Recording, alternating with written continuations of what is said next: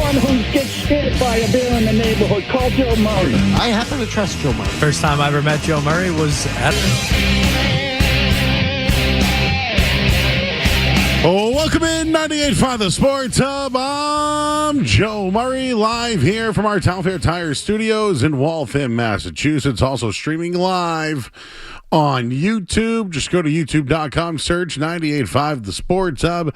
You'll see my big, beautiful face right there. We're here all night long, 7 o'clock to 11 p.m.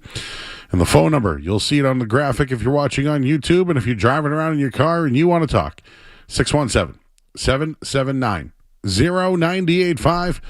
We got Dawson, our intern, in tonight. He'll take your call, put you right on hold. Just tell us where you're from, your name, boom. Skaz is here. We're going to react to the Celtics being eliminated from the NBA playoffs.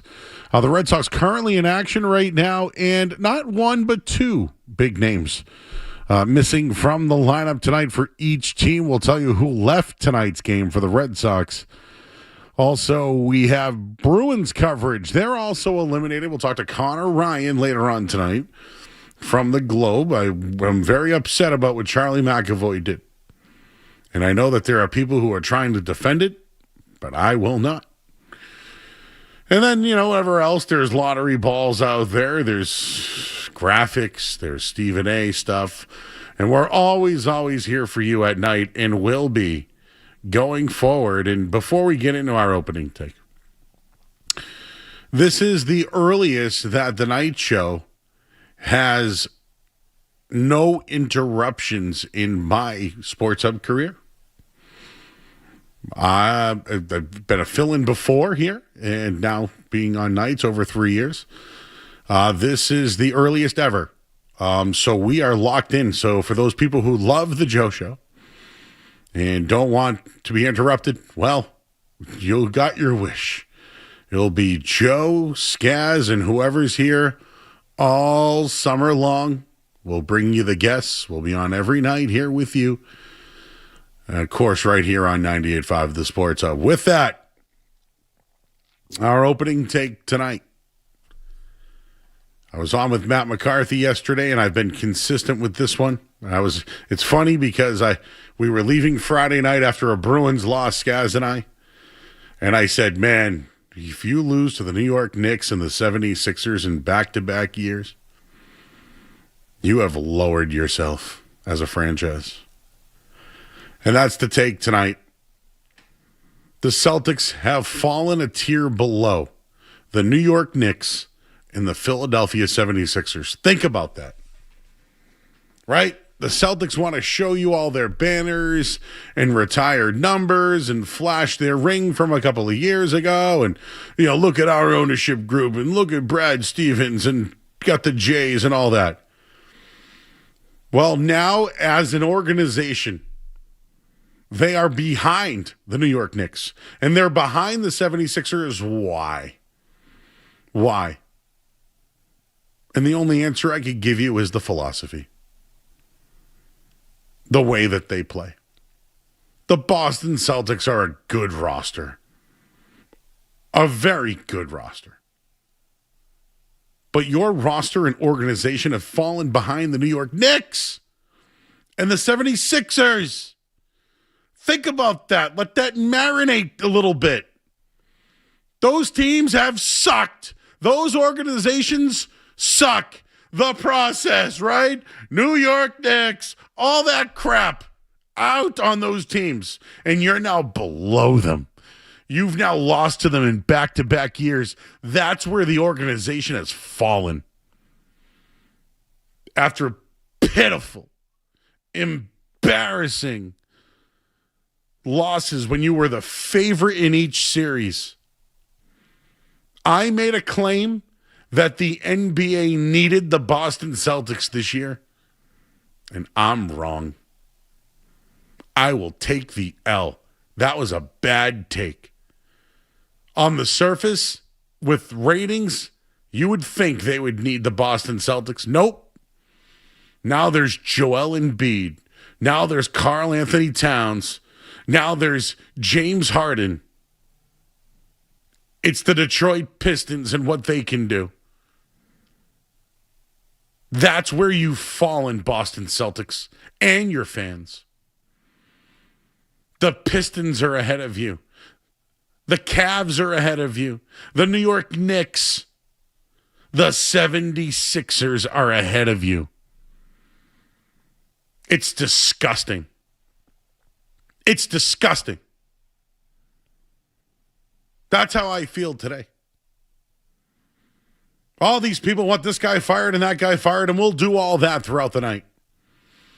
But you have fallen a tier. That's where you've come as an organization, and that's what happens when new ownership comes in. Your talent starts to reduct. The salary reducts. This was supposed to be the gap year. The gap year. They had 50 wins, a potential MVP or the best two-way player in basketball. They had 50 wins. You get Tatum back. They're the favorites in the East. They're minus 900 to win the series. They're up 3-1 in the series. No way would they lose 3-1. They've never done it in their history. They were 32-0. Well, now the 76ers are the 1 and 32-1. How many double-digit leads can you blow? How many times can you lose at home? And how many coaching adjustments that don't happen can continue? How many times do you want to hear that the shots just aren't falling? And did anybody mention at all that Jason Tatum was overused and they needed him? And then he can't play in the biggest game of the year and you lose 3 in a row to the 76ers? This is how you've fallen below the Knicks and the 76ers. Because of all of that. And I'll get into Game 7 coming up in a little bit. But the Celtics, I'll just do the last. I'll go 6 seasons. 6 seasons. I was going to do 5. I'll do 6. The last 6 seasons for the Boston Celtics. They make the playoffs. They lose in the first round to the Nets because Jaylen Brown has an injury.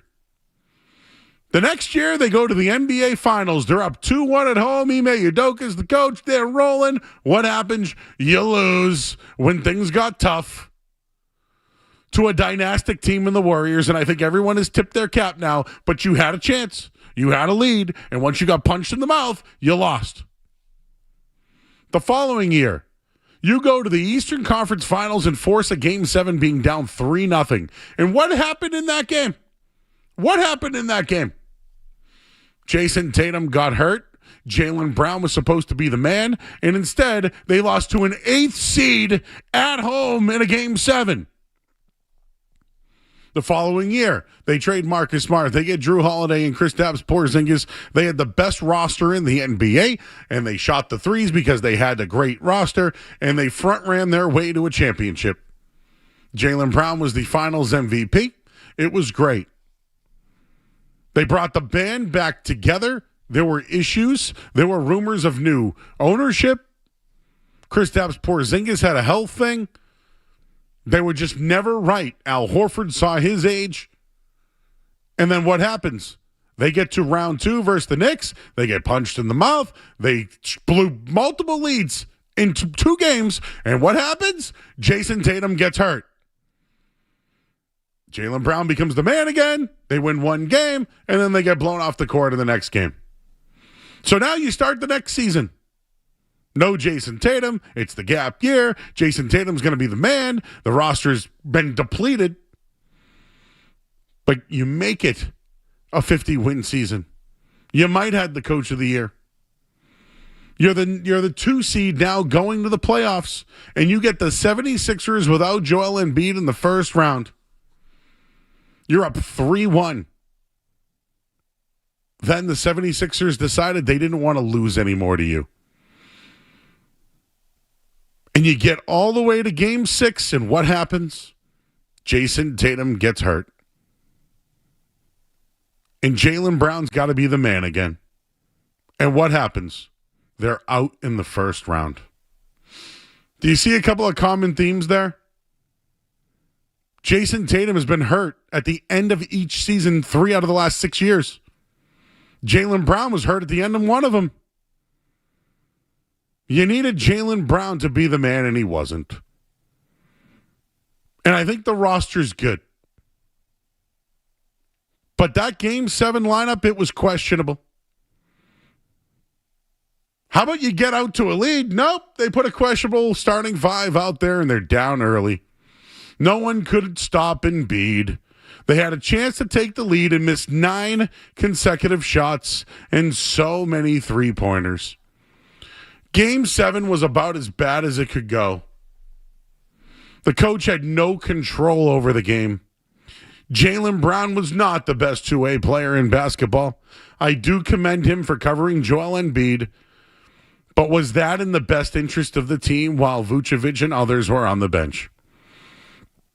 The coach, the three-point philosophy, the best two-way player in basketball, Jaylen Brown and Jason Tatum together, the Celtics have fallen a tier, and it's evident. One final point, and I mentioned this about the injuries. I think the Celtics made the correct choice in not playing Jason Tatum. There are people that are critical of him not playing in a Game 7. I think they made the right choice not playing him, and I know that he's a guy that always wants to play.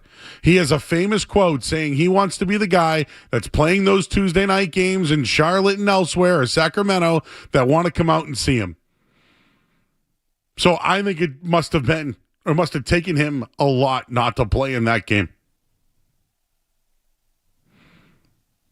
But who continues to play with him, and who will be the coach that is coaching him?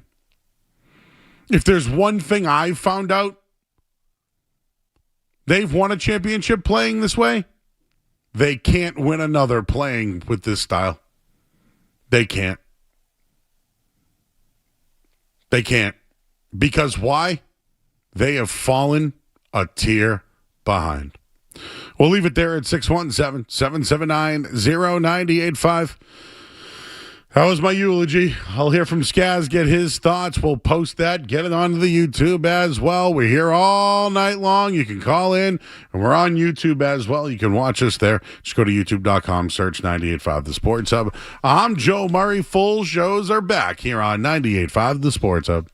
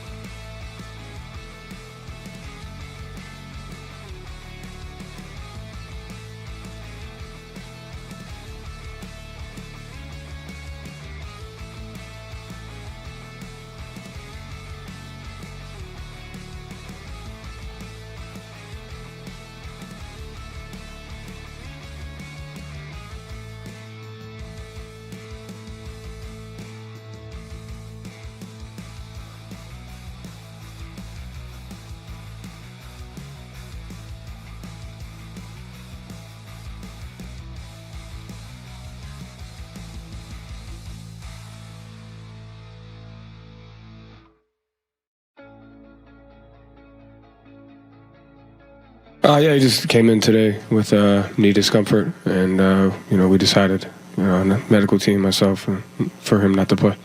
What is the specifics of the injury? It looked like he was going to the calf at some points in the game along the sideline. Like, what have you heard about the injury, and how long, does he expect to be out here? Back of the knee, stiffness, and day-to-day. Do you have a sense yet of who you're going to start, and do you mind sharing if you do? No. We'll talk about that right after. Pod the Sports Hub, I'm Joe Murray. Joe Mazzula on Jason Tatum not playing. Watch out. First and foremost, it's so funny. Did anybody think at all that Jason Tatum was just going to come back from an injury and ho-hum was just going to be back to being a triple-double machine and just putting up big games every night and hitting clutch shots on the road and just ho-hum, nothing was going to go wrong? What could possibly go wrong with that? And it did. Listen, I think we're all entitled to an opinion in sports radio. And you will be shamed when they're bad takes. You will be. And we'll have good ones and bad ones all night long. The one, though, that I don't think I can accept on this show, Skaz, then you can, Dawson will monitor the calls. I feel as though Tatum should have played in Game 7 is, if somebody feels that way, they're entitled to feel that way. I think they might just be a little uneducated on Jason Tatum's desire to be on a basketball court. Would you agree with that? Yeah, or just like the human body in general, probably. Or just like investments or, practical thinking. Those things, I would say they maybe lack. Jason Tatum said that his left calf is not as strong as his right calf. Also heard knee somewhere in there. I actually don't know what the truth is with the injury. I don't know if it's calf, his knee, whatever it is. It's his other leg. It doesn't matter. All that matters is that Joe Mazzula said he came in, didn't feel right. So what happened from he's playing Game 7 to he's not? How do you think that was communicated to the team, a.k.a. Jaylen Brown? Well, it seems like it may not have been, Joe. Or conflicting reports, Jaylen Brown didn't have his phone on him, is what I also saw. So he was not available to receive that information until about an hour, maybe 45 minutes before the game, depending on the reporting. So do you think he is questioning his teammate not playing in the Game 7? I would say no. Jaylen Brown is not questioning Jason Tatum playing. I think he may have been questioning the process and transparency to him behind it, if anything. Got it. Yes, maybe they should have pulled. Sketch, you ever play sports and you're like, hey, man, before the dude's got a bloody nose, he's throwing up in the I don't think he's going to play tonight. We used to have a guy that used to throw up before like every game, and that was like a good thing. But some guys, not a good thing. But hey, man, you might have to you might have to get more reps time. I remember playing football before, like, hey, man, tonight we're going to use you on the right side because there's a pass rush on the right side. So, normally we're going to use you over there. All right, great. How about, hey, Jaylen, you know how every chance you got this season, you got in front of a microphone to tell us you were the best two-way player in the league and that you were in the MVP conversation and that this was your favorite season of your basketball career and that you love this roster and how impressed you are with their record this year and how hard they battle and the style of basketball. This is your opportunity to take advantage of all those things and kind of really put a nice bow on that season, and you get all the credit if they advance out of the first round.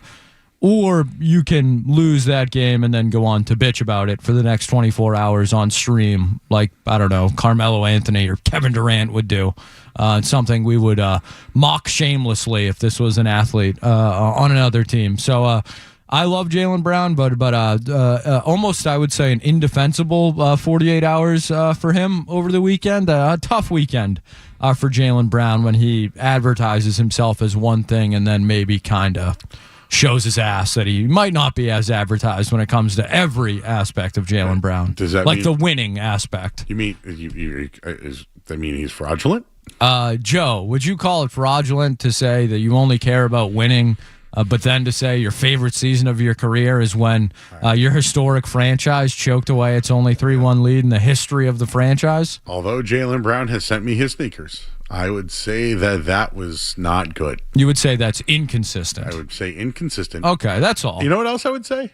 Isn't this what you wanted? He asked for this. Isn't this what you wanted? Depends on who you ask. So I said that they've fallen a tier behind the Knicks and 76ers. I don't really know how you could argue that at this point. It's probably why we have no phone calls. Because people are now feeling like, holy crap. But is it because of the talent, Skaz, or is it because of what ownership had to do to the team? What do you mean? Like, for example, were they trending this way even when they were champions? Yeah. Because that think roster so. was the best roster in the NBA. You'd agree, right? Yes, I think you would be crazy to disagree with that. And like Tatum and Brown always needed Marcus Smart wasn't the guy, right? They always needed every star in the history But every of the star league. is done, exactly. Everyone. It's not a Tatum and Brown thing, and that's why to me it starts with Mazzula. If you're trying to change the equation, I don't think in that league you throw away superstars willy-nilly. I still think you are a better team with more talent on your roster, and I would look at the head coach before I would look at Jaylen Brown. But back-to-back losses to inferior teams when you're a minus 1,000 and minus whatever 600-700 favorite they were the year before. I mean, if you're the Marlins or if you're the Pelicans or something, okay, fine, that might be acceptable. But you're the Boston Celtics. That's supposed to mean something. When did it start, though? Did the Knicks make the big trade with the Nets? Like, I think it's the Celtics started losing at home. They lost the edge at home. No, they did. You started losing at home. You were the best road team, basically, in the history of the NBA playoffs. And then when you started to lose that, it caught up to you because you couldn't win in your own building. And it meant nothing, really, this year in the NBA for a lot of the teams. Yeah. That's a league thing. But for the Celtics, it shouldn't be. Right? Because when you are the Cavs and you're the Magic and those teams like that, you probably do blow games like that. I mean, hey, listen, the Pistons had a chance to do it yesterday without Franz Wagner, of course, but like they took care of business at home. The Timberwolves took care of business against the Nuggets. Without Ann Edwards, without Dante DiVincenzo. I didn't see suffered a bad injury too. I didn't see Rudy Gobert hopping on the stream afterwards and talking about that. Or I didn't see Jamal Murray or Jokic doing that after the loss either. Bad looks all around. All right, Joe Mazzula, you mentioned him. Yes. What do you think of the starting five? That's a fireable starting five. And I like Joe Mazzula, have defended him at times. That is, we've used the word once tonight. Unfortunately, we may be using it a lot. Indefensible is what I would call that starting five. They played how many minutes together this season, Joe? That would be zero. They played zero minutes. And how did those... do you have the... I don't know if it's in the system. Oh, Joe, I'm aware of the starting five? you and Matt McCarthy's day yesterday. So you heard that yesterday. So 3 gentlemen in that starting five did not score. I heard that. Yes, I did. But my whole thing is I don't want to be the guy that sits here and says, coach should be fired. I want everyone else to think about it that way. I would like, come on, dude. And you know what? I got the sniffer out, man. I'm not a reporter. I'm not going to ask any. We'll have B-Rob on tonight. We will. And I'm going to let him crap all over my take when I give it shortly. But I think I'm on to something. That starting five was suspect as hell. Well, come on. I mean, suspect. Yes, but in what way are you calling it suspect? Here we go. So, who is the one player that didn't get minutes in the game? Nikola Vucevic. Okay. You started a guy that was undrafted, my guy, Ron Harper Jr. Your guy. Who I want still saying he's my guy. Hell of a play in those 4 minutes. He's still my guy. Look like Stephon Gilmore out there. But I wouldn't start Ron Harper Jr. No, even you, Joe. You know I love him. Yes. I was yelling at DraftKings all year to put up his props. You said they wouldn't. They were scared. Would have been bankrupt if that happened this weekend. That's so right. Maybe they did you a favor on Saturday. Maybe they did. Baylor Shireman's been starting. I don't want to give him crap, but he had 0 points. And but I will want to credit him. He looked like he had balls. Like there were some guys that I was out, and I know it sucked. He didn't score. Right? He didn't score. He didn't score. And then Luka Garza, like he's a fine backup big in the league. Sure. Starting. Now, guys, tell me how does it work in life or in anything? Would you rather get out to a fast start, or would you rather get off to a slow start and then start making substitutions? Me personally, Joe, I think the fast start is good. I think anytime you're leading, I would say good. Okay. So they went with that lineup, and it didn't work. It didn't work. And I believe the 76ers had a lead at halftime.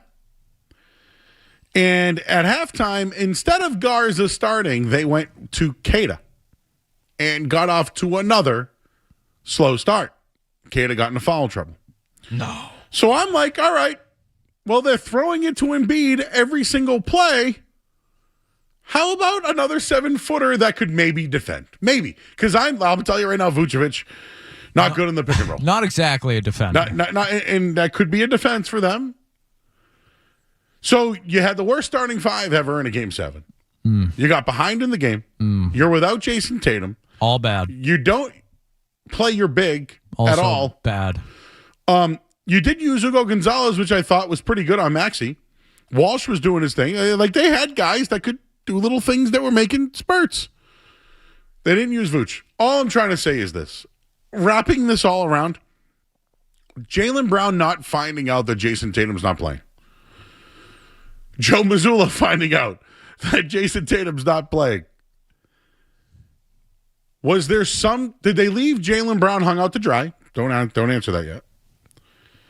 And did Joe Mazzula look at it and say, wow, they really do look at this as a gap year? They, meaning ownership, Brad Stevens. So out of stubbornness and spite, he put together that starting five and didn't play Vucevic, the guy that got them under the luxury tax at the trade deadline. Am I obtuse thinking that there may be some pettiness and stubbornness from the head coach towards his feelings about ownership and what they did this year, gap year, not playing their star in a Game 7? I would never Andy Dufresne you, Joe, and call you obtuse. But I would vehemently disagree with that assessment for a couple of reasons. One, I think Mazzula is still indebted to Brad and to the franchise for being in the position he's in the first place. It's not exactly like he's 60 years old and grinded his way into that position, and that's not a knock or a slight on him. That's simply the facts. He was pretty much handed the job when he was not the most qualified guy. You look at Sam Cassell and Damon Stoudemire and other guys that were on that, Micah Shrewsbury, other guys that were on that staff that have since gone on to get jobs. So I don't think Mazzula would that poignantly make that a point. I also think that he should be fired immediately if that even crosses his mind. It's Alex Cora stuff, and this is why I'm bringing it up. But even more than Alex Cora, Joe Mazzula is a orca killer whale. Yes. Drag them into deep water and drown them. Philosopher. So if anything, and Jaylen Brown has told us, at least not exactly shown us, but told us repeatedly that he is also of that. Finish your opponents. Make sure you step on their throats. The exact thing they couldn't do in this series repeatedly. That type of guy. So if anything, Joe, if anything at all, if Joe Mazzula and Jaylen Brown are who they've told us they are, they should have embraced that opportunity wholeheartedly and shown us just how good and creative that they can be. One more on this. Please. It's okay to listen, guys. I have a take. This is just I haven't heard it anywhere. We're talking it out, Joe. I haven't heard it anywhere else. So talk it out Monday. I would like to. The sniffer is never wrong. At least, how about this? 50-50 yes on 50-50 yes, of course. I should just get we should make. Will Jaylen Brown be a Celtic next year? We should have a 50-50 yes. We should have a graphic of a nose, right? That just says 50-50 yes. I think that Mazzula and Brown are pissed that Tatum didn't play. And I know that it wasn't Tatum's choice. I think they're pissed. I think Jaylen Brown would not say it was his favorite season of all time if he was that upset. Okay. And I'm sure they have a lot of defenses to my takes. I'm sure they do. Let me see. I'm trying to think of one other one that I could bring in here.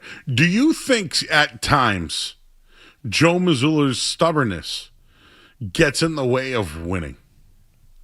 I think Joe Mazzula's reliance and importance, the short answer is yes, Joe. But I think it's because, and me and Jake talked about this at length on the Green Teamers podcast. Oh, did you guys already do one yesterday? Check that out. All right. Anywhere you can get your podcast and on YouTube. But Joe Mazzula's whole thing is that he is process driven, not results driven. He believes more in the process than in the results.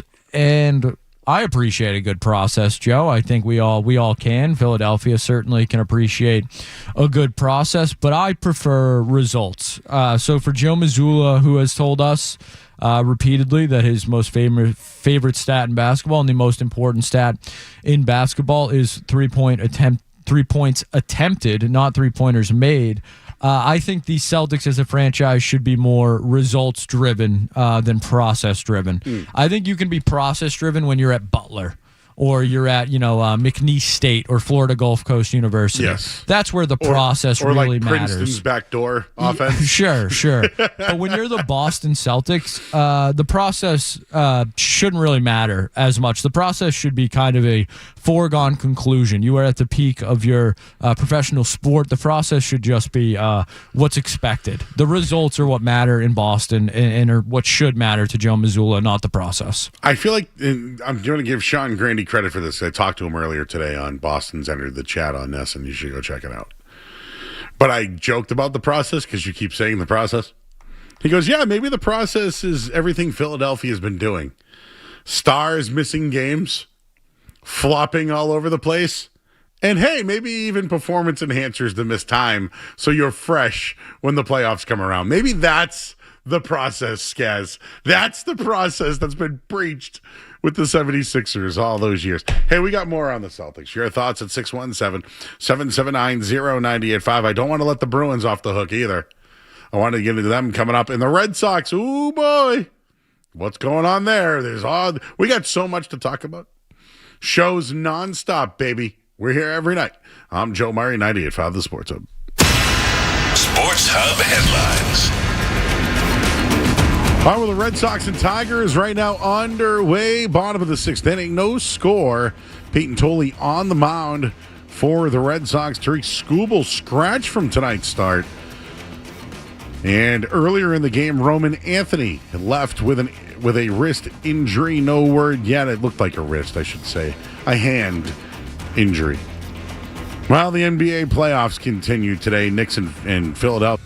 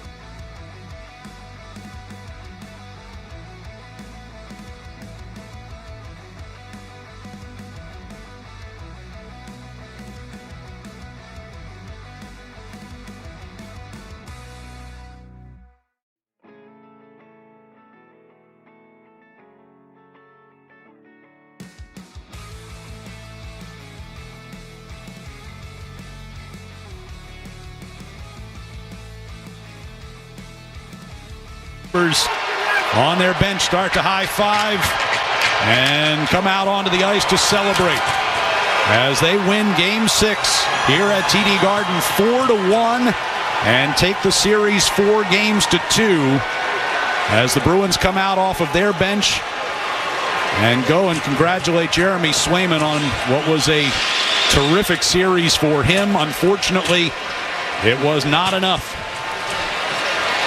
Buffalo ends the Bruins season here on their home ice. Sabres win all 3 games here at TD Garden in this series.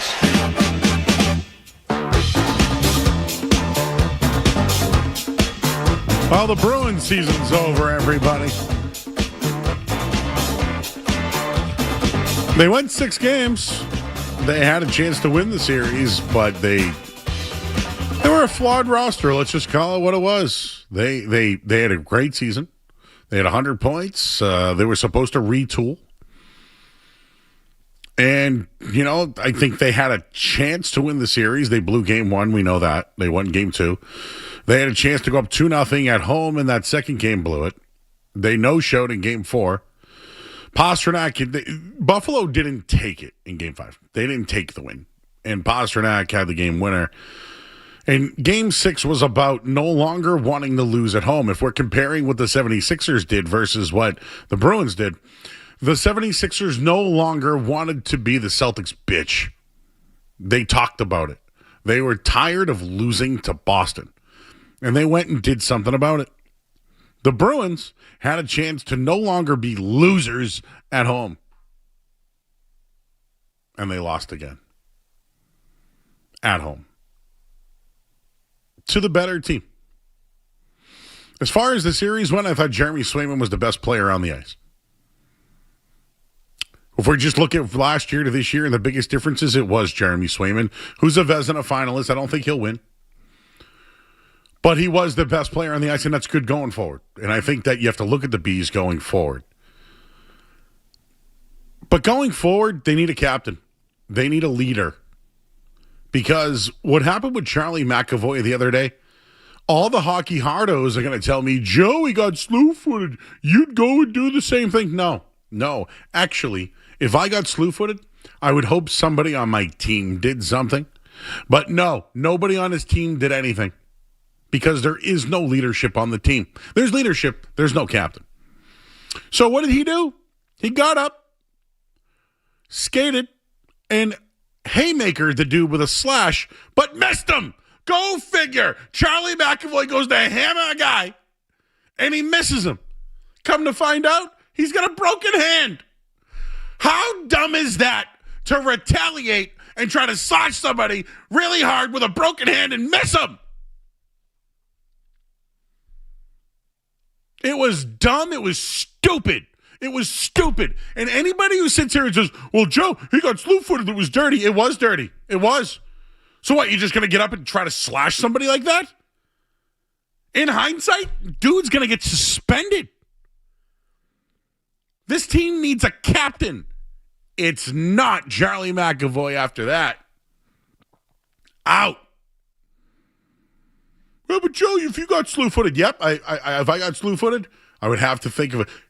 You know what I've learned in life, in the game of hockey in particular? Oh, the game of hockey. I've watched, Joe, you don't know hockey. You know, I've watched a lot of hockey in my life. I've covered a lot of playoff games at this radio station. There's this thing called receipts. Receipts. And in that game, it might not be done immediately. It might not be done the next time you see them. But, do hockey players keep receipts? And I'm telling you, that was the wrong day to basically go and do something. You could have waited till a regular season game and you could have shared the receipt. But you overreacted, and now you're going to miss time next year. In hindsight, dumb, stupid.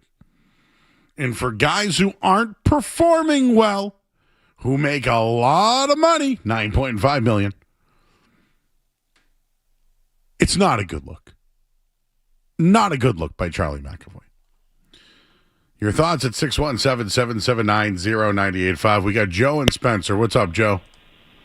Hey, Joe. How you doing, man? It's been a long time since I've had a chance to talk to you. How you doing? So I'm hanging in there, man. I'm doing it, but I'm really upset with the Celtics. Like, super upset. Like, let me preface. I am a green teamer. I drink the green Kool-Aid, but however, I am realistic about my team. Now, Jaylen Brown, open mouth, insert foot.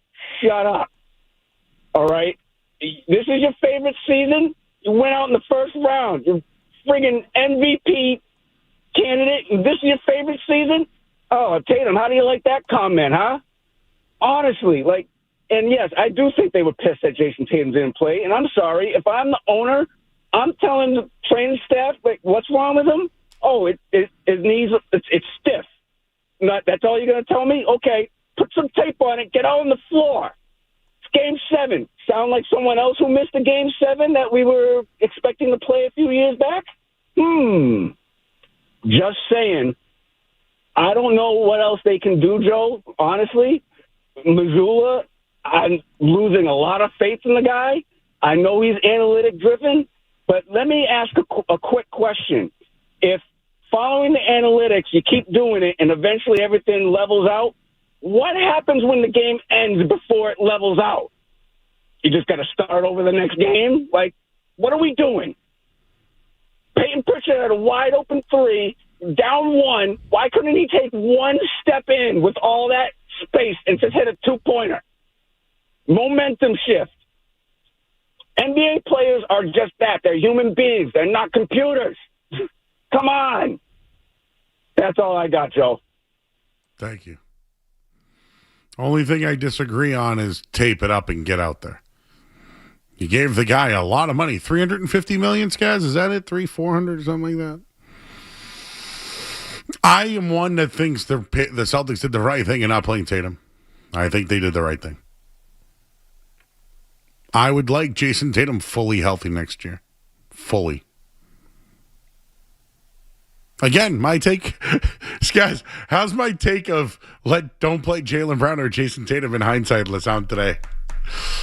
It was stupid. It was wrong. But how's it sound today? I mean, Jaylen Brown wouldn't have had his favorite season of his career. That's true. You know what? I actually want to get into that on the other side. Can I just also, on the Tatum thing, he plays Game 7 at, 80% as that fan wants? He's done for the next series. Okay, and even if he's not, are you beating the Knicks? Are you beating the Thunder? Are you beating the Spurs? No. You just went to 7 with Philadelphia. You have deep roster construction problems.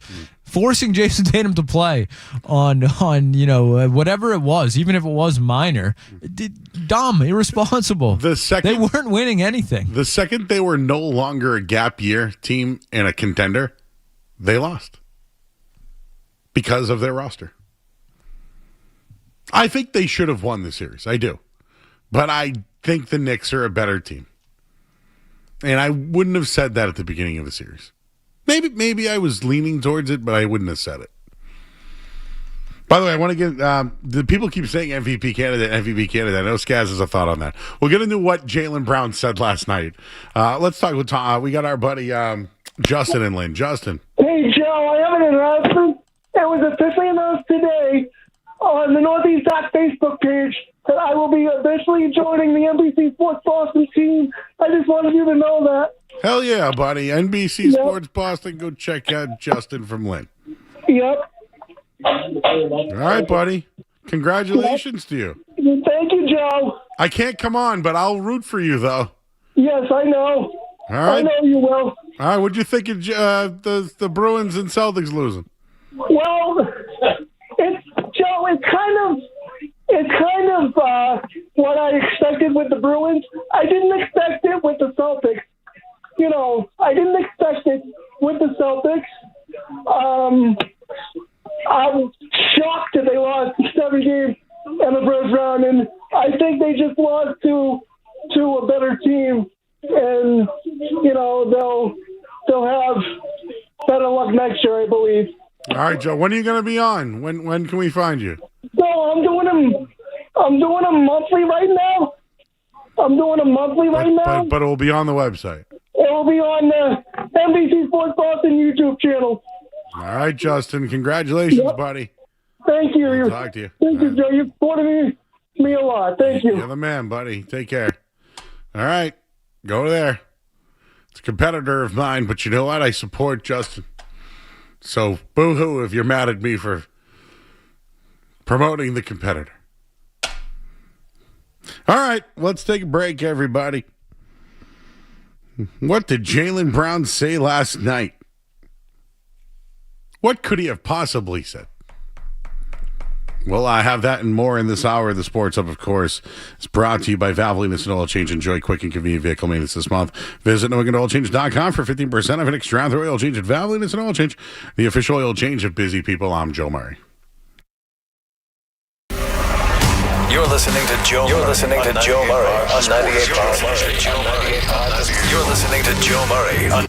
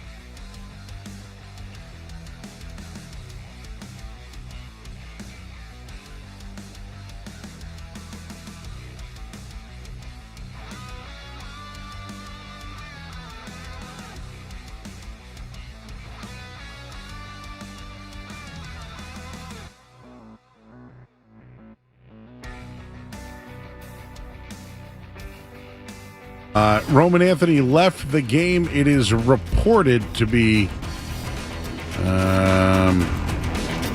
right wrist discomfort is what they have labeled it as. Headlines, they are brought to you by Super Service Today. Upgrade your home with an electric heat pump system from Super Service Today. Stay cool this summer, warm all winter, and save on energy costs, reducing your carbon footprint. For a free estimate, visit superservicetoday.com. I'm Joe Murray. The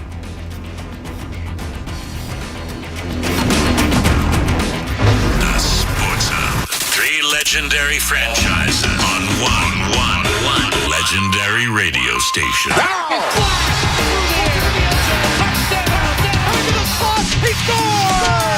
It's the Sports Hub. And this group is a special group. I'm so proud of this group and the way we played. I wish we trusted that style of play a little bit more, but I know playoffs kind of shifted our rotations and what we wanted to do. But I'm so proud, and it was my favorite year of my basketball career. One, streaming with you guys, chat, was awesome. Like being able to talk to y'all was like therapy every single day. You know what I mean? I mean, not every day, like once a week or whatever, what I was doing. Just to be able to get on here and give y'all the perspective and kind of, because, you know, these narratives be going left and right, just to hear it from the horse's mouth. But then also being able to just be a part of a group that just, through the uncertainty, came to fight and came to compete and came and went to war. I'll take a team like that any day of the week. Stream last night. You guys know he streams with people. And I think it's cool that he does it because it's different. Like, how many times did I crap on Paul George and if he did his podcast this year's guest? And I'm an idiot. I am an idiot. I also thought he might have gone out the night before the night of his birthday because he was on the injury report as sick. You know, when you see the guys out and about, I mean, how do you miss Paul George when you're out in Boston, right? By the way, Jaylen Brown, dude, you got punked by Paul George, bro. Paul George. Gross. My opening take tonight, the Celtics as a franchise have fallen a tier behind the Knicks and the 76ers. That's where they're at now. They're not at the top of the East. They're not there anymore. I think the Knicks are the best team right now. I think the Pistons, someone's going to have to knock them off. And I think James Harden going to the Cavs makes them better. I do. I said that the NBA needed the Celtics. I'm wrong. Maybe the Knicks are the story. Maybe they are the better team. Maybe I just have been brainwashed like a lot of you guys, thinking that the Celtics have changed, thinking that they could make the adjustments and making the right adjustments, and that Jaylen Brown can be that guy. And here's what I got for you. He's not. He's not. It's hard to hear, right? Jaylen Brown's not the best two-way player in basketball. And Skaz, was Jaylen Brown an MVP this year? No, Joe. He, in fact, was not even a finalist for the MVP. So I would say that is not an MVP caliber season. And when I said it earlier, you were like, Joe, no. Joe, we have to be transparent here. We get labeled as green teamers. The Goo Boys is what we're referred to at night. Jaylen Brown was not an MVP finalist. I think to be considered an MVP candidate or to have an MVP type season, you have to at least, at the bare minimum, be considered a finalist for the award. Is that fair? Absolutely fair. So is this what Jaylen Brown said last night? We heard it was his favorite year of his career. So he called out the referees too, right? Saying they have a bias against him. I think that's one of the things that he said. I believe he called Joel Embiid a flopper. Yeah, I mean, it was tough. Embiid put a lot of pressure on us, like on all our bigs and our guards. Like, we didn't really have an answer for him. We tried a bunch of different things, and he just, he's a big body. And he just, He also was flopping around. He got some extra calls and stuff like that, and they rewarded him for that. But, that's the league that we're in. So, that's all I got to say. So is the league that they're in, they are no longer on a top tier, so they like the other guys that are better? Or is that me saying that? Listen, I've heard from everybody today. I've heard from Stephen A. Smith, Kendrick Perkins, Colin Cowherd. I even heard Chad Ochocinco talking about this today. So there's a lot of people that have reacted to what Jaylen Brown said on a stream last night. It's a bad look for you, bro. You're an NBA champion and a former MVP of the finals. And you're happy? This is the best season after getting bounced in the first round? Bad look, bro. Bad look. I'm sure he doesn't care what I think, Skaz. What about what the numbers say, Joe? Can I give you some Jaylen Brown stats? Please. Okay. Joe, here's a stat for you. Jaylen Brown, he has been in the playoffs 9 times, right? 9 playoff appearances now? 9. Jaylen Brown, strictly stats, Joe, strictly stats. Jaylen Brown has now recorded a negative net rating in 6 of his 9 playoff appearances. 6 of 9. Now, Joe, I'm not a math guy, but I think that's a majority. I think that's most of the time. 6 of 9? Well, I can give you the percentage. I'm going to lean that is bad. If you have more negative net rating swings than positive, yes, and 6 total playoff appearances, I would say bad. Joe, in the Celtics' final 3 games against the 76ers, the Celtics were a minus 66 with Jaylen Brown on the floor. With Jaylen Brown off the floor in those final 3 games, they were a plus 26. So that would make Jaylen Brown a minus 57, quick math, in those final 3 games. Or a minus 66, I'm sorry. How about turnovers versus assists? Well, Joe, you're gonna have to give me a second to get to that one. How about offensive fouls? I believe he led the entire playoffs in offensive fouls. With 10. Yes. 10. Yes, and I think the next closest player had 5 or 6. 5. So I believe that's double the amount. He ain't the guy, man. Wants to be the guy. Was the guy during the regular season. When they became contenders, not the guy. What's the line, Joe? Everybody wants to be the man until it's time to beat the man, or whatever Ric they say. Flair always said, there you go, Ric Flair. To be the man, you got to beat the man. And I know that there's people who like Brown better than Tatum or Tatum better than Brown. But I hope people realize after this series that Jason Tatum is the Celtics' best player. And it's not because it's because of his size and how... look at this. How many assists did Jason Tatum have in the series? How many times did Jason Tatum have double-digit assist numbers? I think one's just a better team player than the other. I don't want them to break up, by the way. But it was not a good look on that stream, I got to tell you. We're going to talk to Brian Robb of Mass Live coming up in a bit. But let's talk to Greg in Lincoln first. Greg, how you doing, bud? Hey, Joe. One thing that caught my eye after the game, I don't know if you saw it on the TV, was Joel Embiid and Jason Tatum yucking it up. Like, Embiid said something to Tatum, and he was laughing. And all I could think to myself was, watch, they're taking a shot at Brown. Either saying, look, they're saying that this is better than that without you. Like, look how that ended. Or something along the lines of, I punked your boy because he came at me. They were just having a moment. I'm like, oh, that's terrible. That's sick. So you didn't like that they were friendly after the game? It bothered you. I'm sorry. Ari's in Brookline. Hi, Ari. Joe, what's going on, man? Thanks for taking my call. I'm just so beyond upset.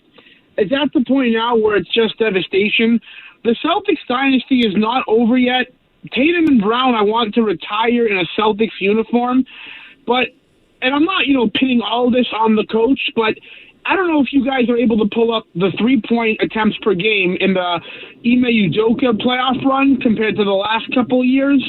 I mean, that team seemed like it just played with more passion. We were the AC. We fought to play Brooklyn. We wanted Brooklyn. That team just played like with a sharper edge. And this, I'm not doing the Ime Udoka thing.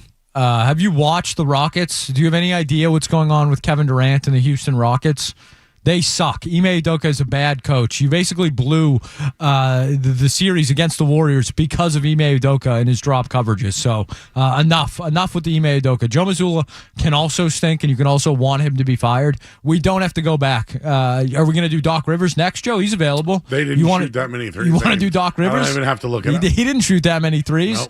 Nope. So no, we're not doing the Ime Udoka thing. Good. I can't do that. Guys, I will not take gap year. The other night, you would not let people call in about the gap year? We will not have Ime calls. I'm not doing the Ime thing. Nope, not allowed. You don't watch the NBA if you want Ime Udoka to be the head coach of this team. Not allowed. He's not good at his job. We will not let you on the air. And his players might not dislike him. They may hate him. So, yes, he's a hard ass, but guess what?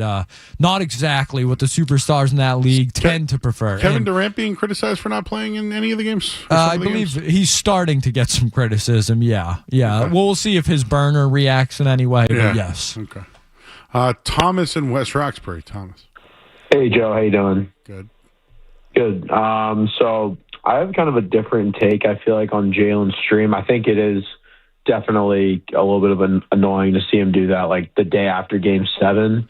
I think, though, the content of the streams are actually usually pretty cool. They give you, like, his POV on the game and stuff, and I kind of like how he goes through the highlights and does that.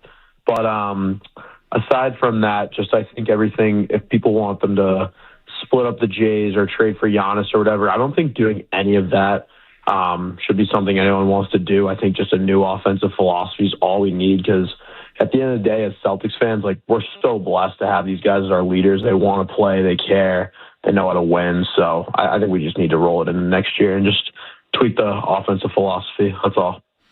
All right, Thomas. I mean, something's got to change. Something's got to change. Sam doesn't like the takes. Let's hear what Sam has to say. Hey, Joe. Yeah, no, I mean, I first-time caller, long-time listener. Love your takes most of the time. You're spot on. I feel with this one, though, there's a little bit of hate on Jaylen Brown across the country right now, of course, based on what that last caller was saying about how he spoke out afterwards and is blaming Embiid. It's like, yeah, you got to show up yourself, man, and he kind of pretty much, didn't show up in the series the way we needed him to. That's clear. That being said, you did mention, like, oh, yeah, we're just not at the top of the rankings now within the East. And, dude, the Pistons have won one series in, how many years? Like 30? How many finals have the Knicks made it to? Oh, that's right. They haven't made, any since Bernard King. How many, same with the Philly, how many have they made? None since, Julius Erving?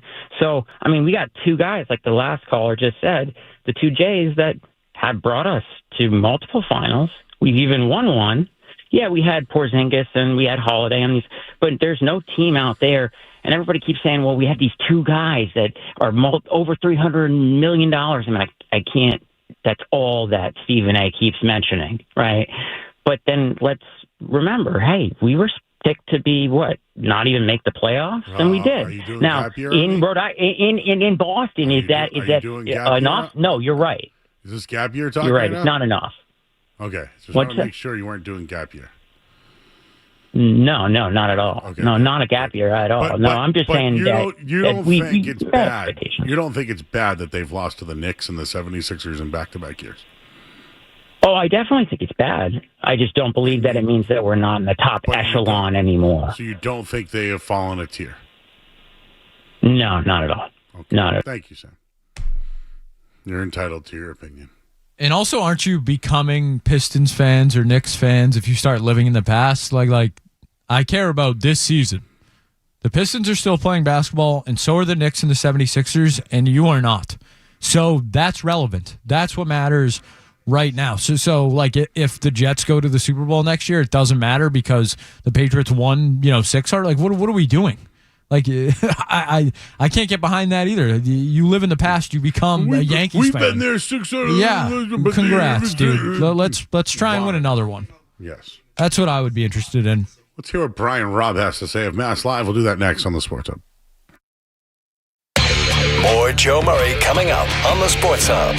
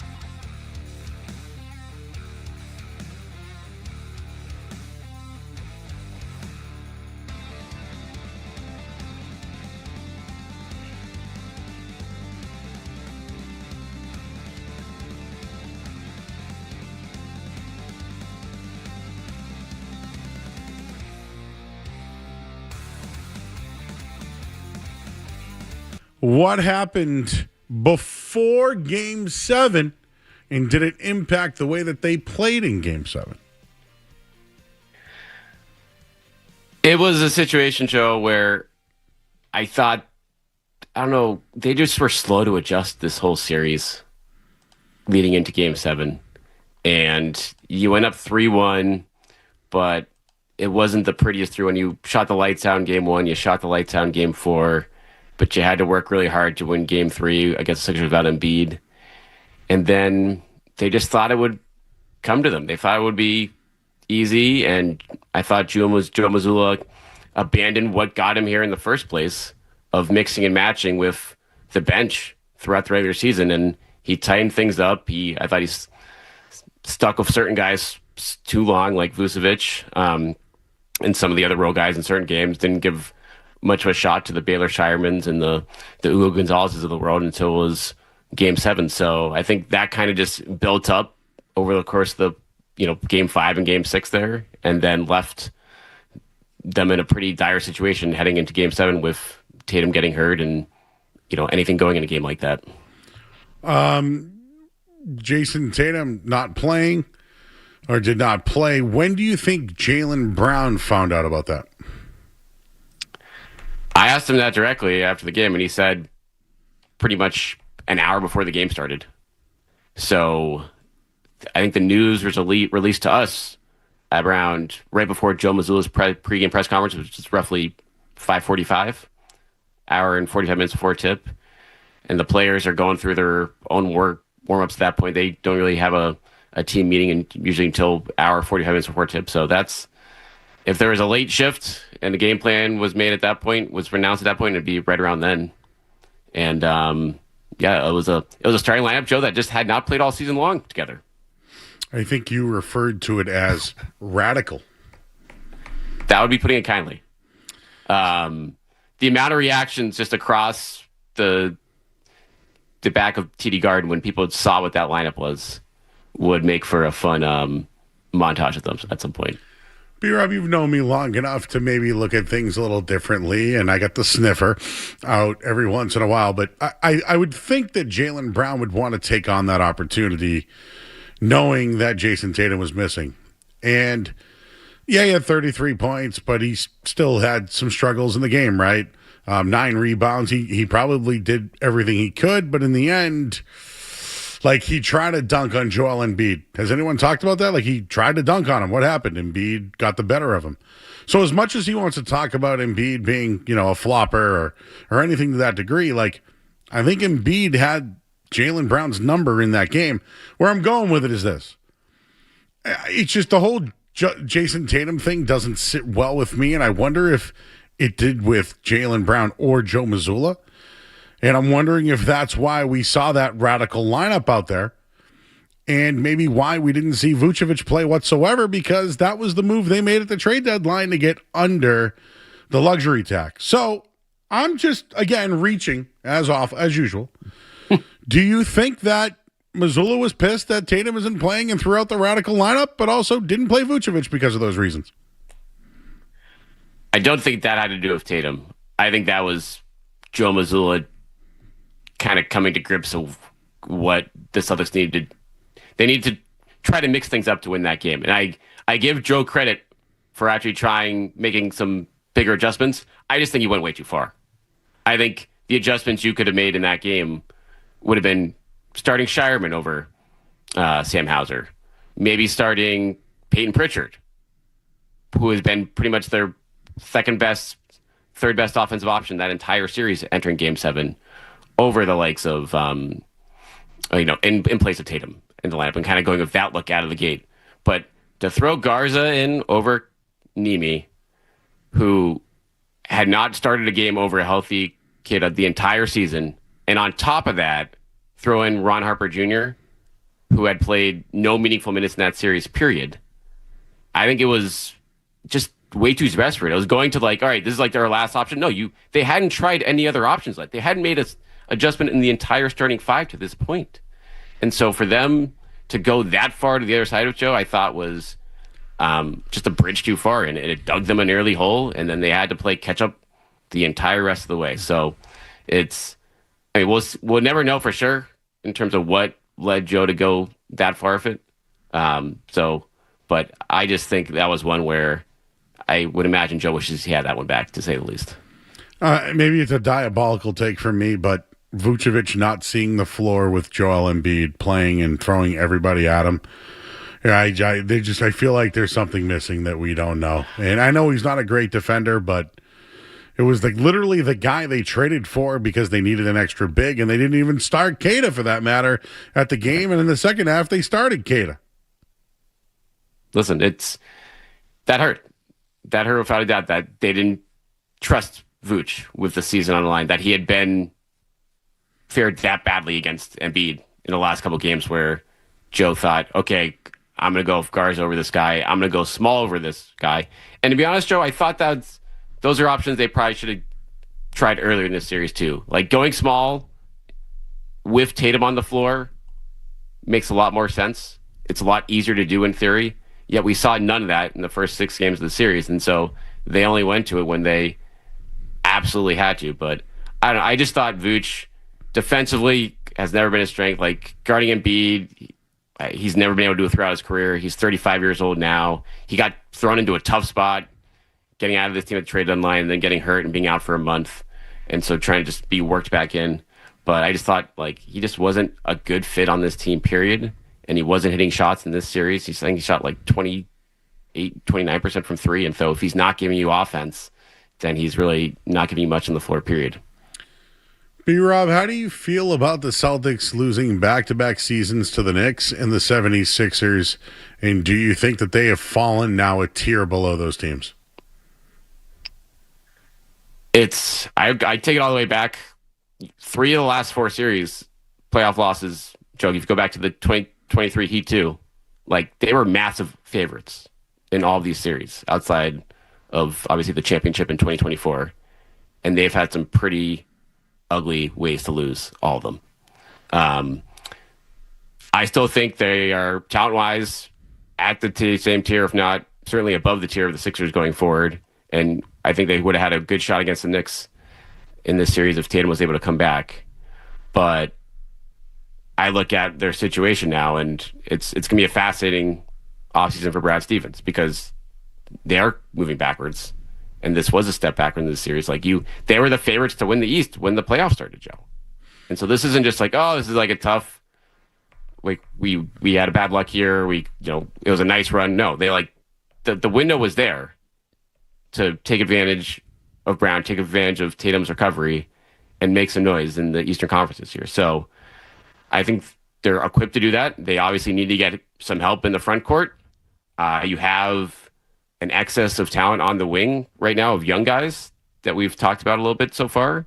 I think it doesn't make sense necessarily to keep all those guys on the roster when you need to address other parts of the roster. So they could potentially work through deals there, and they have future first round picks on top of it. So you throw all that stuff together, I think Brad Stevens has the ability to make some noise here, and it's going to come down to how much he's willing to spend on a big, how much leeway he has of ownership to go over to luxury tax this offseason, or if staying under that, it's going to be a priority again to get under the repeater tax. So, but without a doubt, these guys are getting into their late 20s and they're going to be 30 soon if you're talking about Tatum and Brown. So these are the years you need to go for it before any type of backslide happens with those guys. And obviously Derek White's already in his 30s too. So you can't just wait around a couple years and then just try to go for it again. Talk about Brian Robb, he of Mass Live, who just wrote the article. What options does Brad Stevens have this offseason to turn Boston back into a true contender? You're going to hear names like Giannis, right? There's going to be other big names out there. You just mentioned about the luxury tax. You have to stay under 2 out of 4 years, or you can go over 2 out of 4 years. Will they do it? Will they go over next year? And I know you just mentioned that, will they? But what other scenario can they do is just kind of keep the band together and stay under?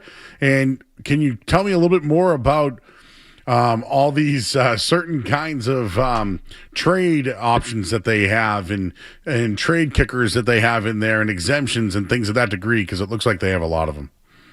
Yeah, so they have they're called traded player exceptions, Joe, and what they essentially are is these little spots in the roster, like openings, where you say, okay, we can take back a guy making up to $27 million and not have to match the salary. So it's essentially a way to add a pretty high priced player to the roster and only give up draft capital for him, or only give up a couple guys that are on cheap deals that you're willing to give up for value standpoint. So they have that to add. That's an option they did not have for the last couple of years. The fact that they did get out of the second apron and did get all the way under the first apron now, that's a tool that the front office will have at their disposal to add the next big or just add another name to put alongside Jaylen and Jason, if that's the path they go forward with. In addition to that, if they hit free agency, they have the mid-level exception. That's worth up to $15 million. So if you just want to outright sign a guy, they can get, a decent name there. Like last year, they were pretty much stuck with only veteran minimums guys to be able to fill those holes. They hit, obviously, of a couple of them. Garza was a good ad on that front. Minot was good when he was here. But you have some real options this year. Last year, it was all about taking things apart, maneuvering to eventually get into that luxury tax, which they were able to do at the trade deadline. This year, it's more about optionality. What direction does Brad Stevens want to go in? Does he just want to add to this core with another big, maybe some other versatile bench talent? Or does he look at the roster and be like, we're just not going to be good enough if we're with Jaylen, Jason, and Derek right now? We don't think this is going to get us all the way back in terms of what we have to spend. And so do we need to shake things up a little bit within that group? And so I think you explore both of those options if you're Brad Stevens. I think the first one is far more likely, since you are getting a healthy Tatum back, and that should help things as far as like the playoffs go for next year. And the continuity that you have this group is important, but there is certainly a conversation to be had of being like, all right, Jaylen Brown, what are we getting offers for him out there? Do we think Giannis would be a better fit with Tatum than Jaylen Brown is? Like, those are questions that need to be asked. I think some other pretty big names could be available on the trade market this summer too. So it should be a fascinating couple months for Brad Stevens to weigh all that. What will the Celtics have to do to potentially change their current philosophy that isn't working? I honestly think the 3-point stuff is out of control in the playoffs in my mind. Their 3-point rate was at 52% this series. It was the same as it was in the next series last year. And I don't mind if you have the guys that can hit the threes like they did in their championship year, like that works. But this was not a team that had that. And to beat the Sixers team, Joe, you didn't need to go nuts from three to beat them. Like, there are other ways offensively to beat this team. And they turned into a team that went all in on it again in the final 3 games of this series and came up empty. And I think they shot 30% from three in this series after the Knicks collapse last year, where you had the same situation in the first 2 games of that series where they blew the 20-point leads at home. So I think whether it's finding guys that can get to the free throw line a little bit more, like a big that can do that. You certainly missed Al Horford in this series guarding Joel Embiid. So if you're not going to find a knockdown 3-point shooter to really spread the floor in that big man role, then you have to find someone that pushed some pressure on the rim. And Keita was able to do that in Game 7, but it really wasn't able to do that for the rest of the series.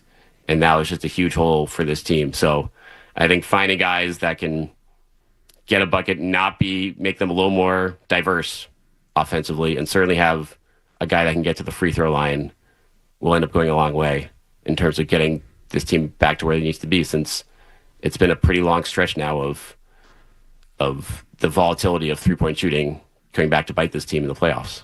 So you think they'll add more players instead of maybe removing the coach and changing the philosophy? That would be my guess. I think Joe Mazzula is safe.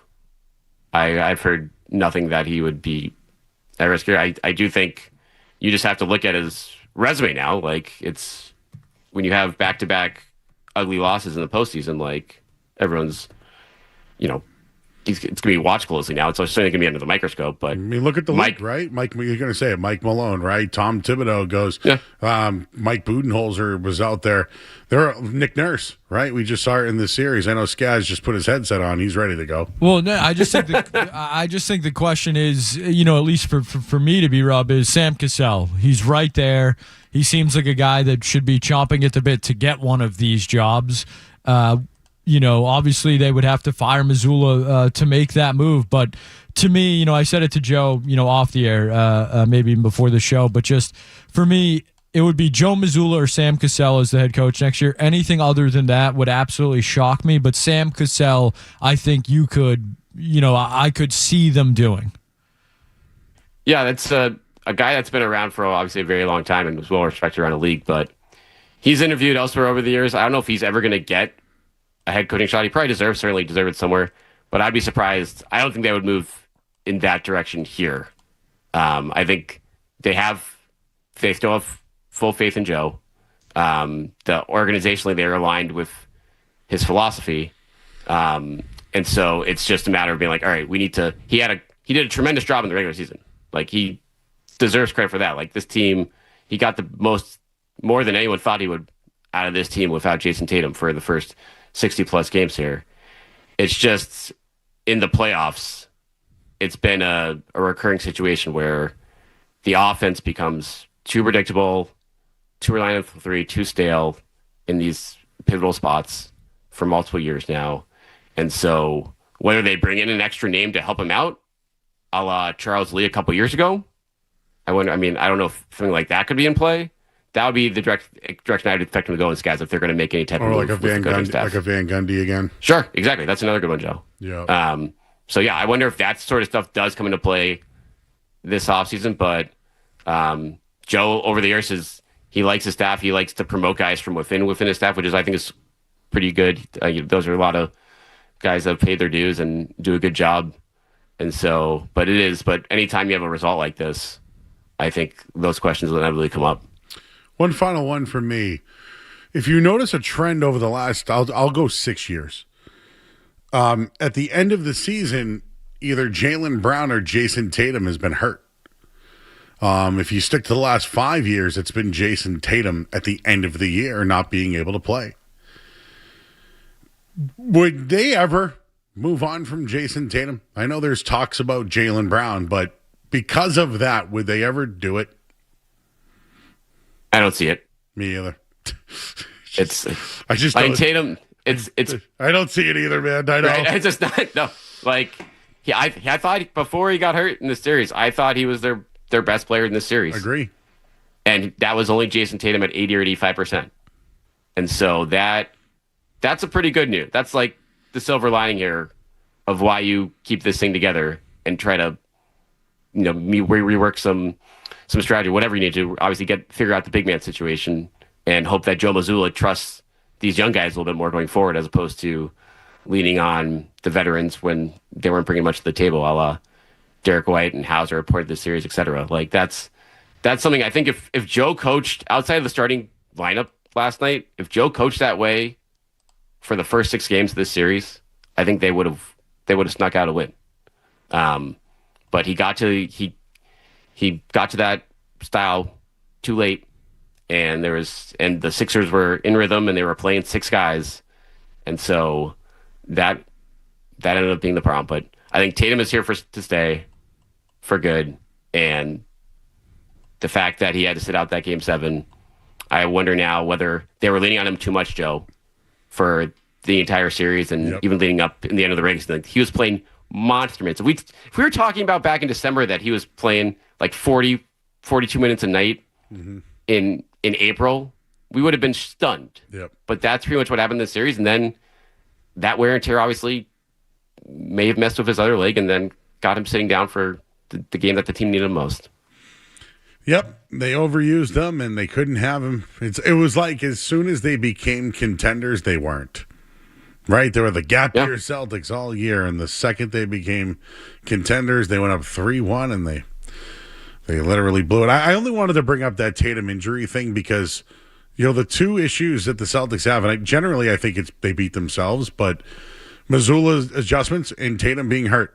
Like, if you really look at the 6-year window, that's why they've had collapses and why they really haven't advanced. If not, they've been at the top of the Eastern Conference every single year. That's a good point. I didn't think about that far back, but you're right. And I guess even last year, like Mazzula, I mean, Tatum got hurt, but that series was gone even before Tatum got hurt. And then I think you put that on Mazzula adjustments. Like he's stuck with Porzingis way too long in that series, given what he was giving them. And then obviously they were super 3 dependent there, and that did not work out very well. So it's a good point by you, Joe. Well, there you go. New article, Mass Live. Right. I mean, I just did it with the Celtics the Bruins the other night. I'm like, wow, if you really look at their last 5 playoffs, it's bad. It's really, really bad. Well, I guess if you look at the Celtics, one is good. You got a title there. You got a title there. You got a title. So you got to give the title. It's That's important. It's a success, but you could be wasting the prime years of 2 of the best players in the NBA. That's all I got. You're not going to get these years back. And the Eastern Conference, I don't know if it's going to be as weak as it is this year.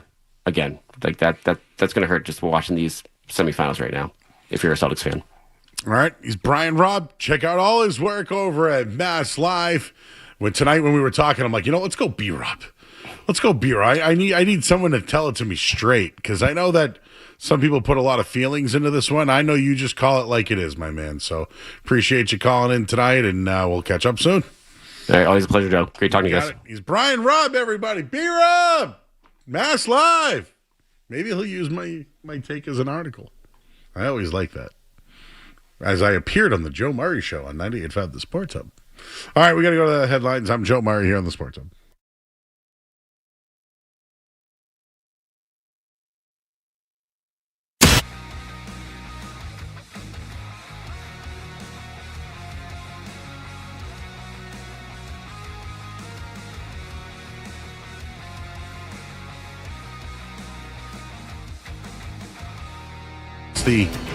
What inning is this?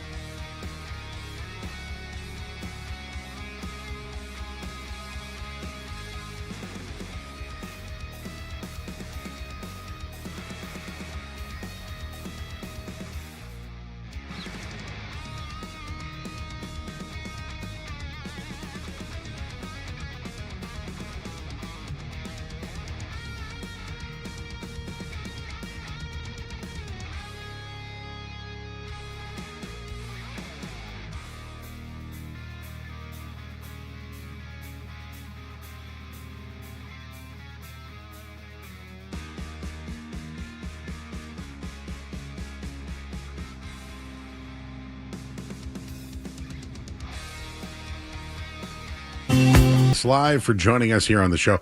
We're going to do In or Out at 9 o'clock. We're going to push it back a little bit. It's not going anywhere, though. Red Sox right now lead 5-2. A great night from Peyton Tolley. 7 innings, 1 hit, 8 strikeouts, 1 walk, 2.04 ERA in 3 starts. I'm not going to get into this right now, but you had Peyton Tolley and Connolly early here, but you had to sign Ranger Suarez and trade for Oviedo and Sonny Gray.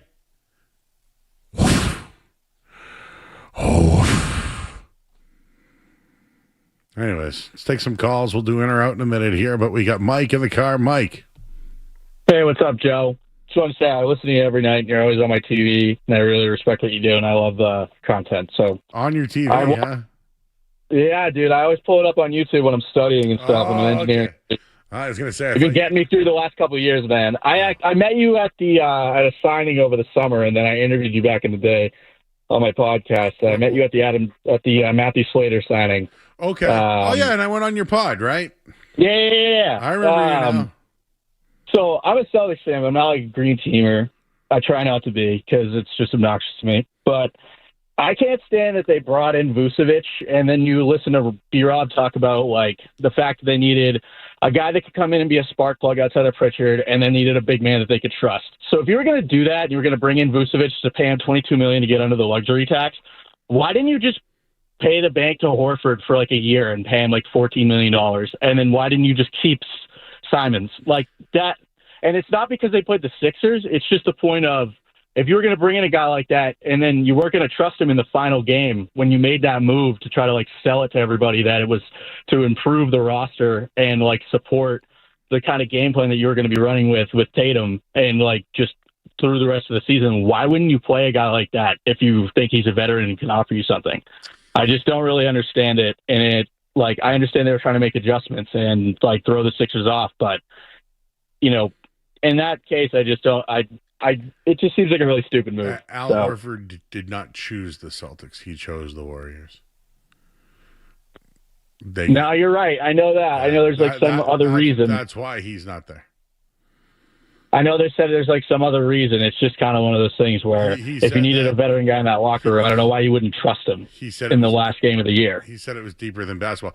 Again, Mike, my take is it was more personal than it was basketball. I think it was a message to ownership or Brad. That's my take. It might not be the right take, but not playing him was definitely symbolic.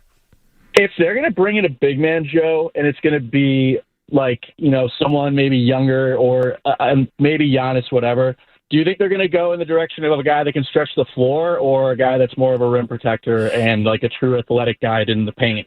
I would probably say stretch the floor because they like to shoot threes.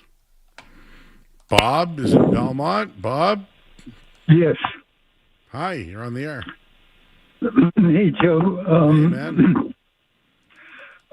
Joe, it's refreshing. You're the best. It's nice to hear somebody speak honestly about Jaylen Brown. I'm so tired of hearing people call the talk show, asking them to trade or suggesting they trade Tatum and keep Brown. I call it the Gasper effect. There's it seems an effort to diminish Tatum in this town. You got one player, I think an overrated player, a top 20 player, that's Brown. Maybe after the year he had, although with load management, and there are a lot of reasons for that. Maybe I had him at 18, maybe he's 16. And then you got Tatum, who I think is a top 3, but most people at least have him as a top 5. And he'll never accept, Joe, I don't think, being number 2 to Tatum. His ego is too strong. I honestly think that Tatum would be a better player if they were to trade Brown and get somebody else in. I think that would make Tatum a better player. This is a guy that, he's a turnover machine. I don't understand why people diminish Tatum and like Brown so much. Can you explain that to me? I mean, I'm not putting him down. Brown's a good player, but he's not Tatum. It's not even close. If you poll the coaches and players in the league, I don't think there's more than a half a dozen that would pick Brown over Tatum. Thanks, Bob. I didn't mean to hang up on you. I'm sorry. The quick answer is one is an alpha, one is a little soft. I don't mean that as soft as like one is soft-spoken, one is not, more stoic. The other is the alpha that talks. That's why people like it, because they want the killer. They want that dog. I like the best player, and that's Tatum. We got in or out. We're going to do that next this hour. The Sports has been brought to you by, of course, our good friends over at Valvoline. It's an oil change. Enjoy quick and convenient vehicle maintenance this month. Visit them at goodoilchange.com. You'll save 50% of an extra. The oil change of Valvoline. It's an oil change, the official oil change of busy people. I'm Joe Murray.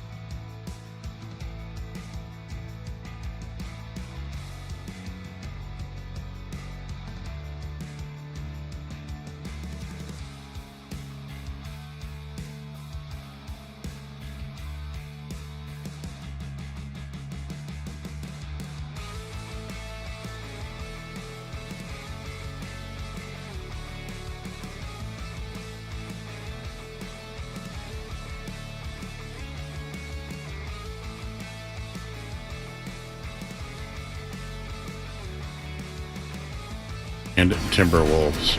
Headlines, they are brought to you by DN Van Lines. Take the chance out of your move and make the sure bet with DN Van Lines, an approved mover to the Department of Defense. DNVanlines.com. I'm Joe Murray. Boston Talk Sports. Drake May. We all know what, but we won't say what. Yeah, worst take on these airwaves in the last 24 hours. We may not take a call today. The Sports Hub. Are you in or out?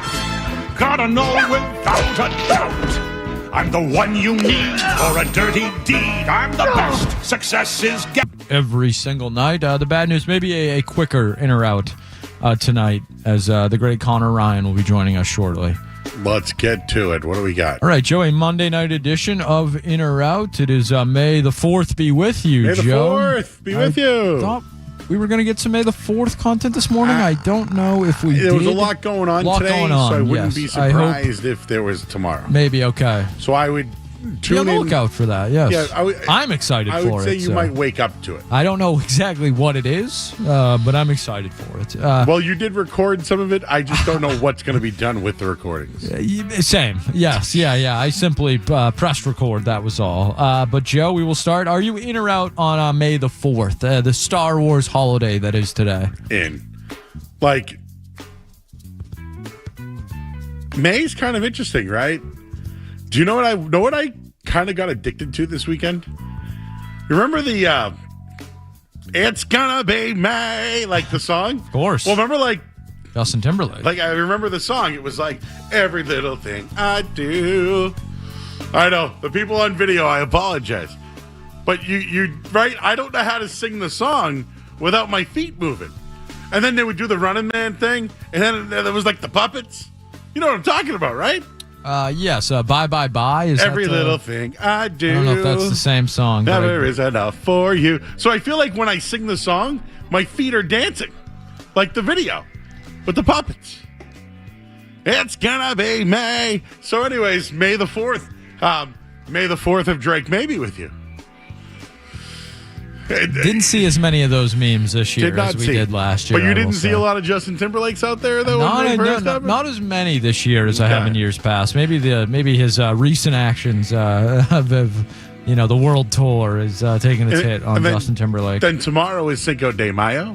Of course. Mother's Day is in May. That's right. My mother's birthday is this weekend, I believe. Shout out, Mom. Couple. Is it this weekend? Next weekend? Not a holiday. Memorial Day weekend is in May. Yes.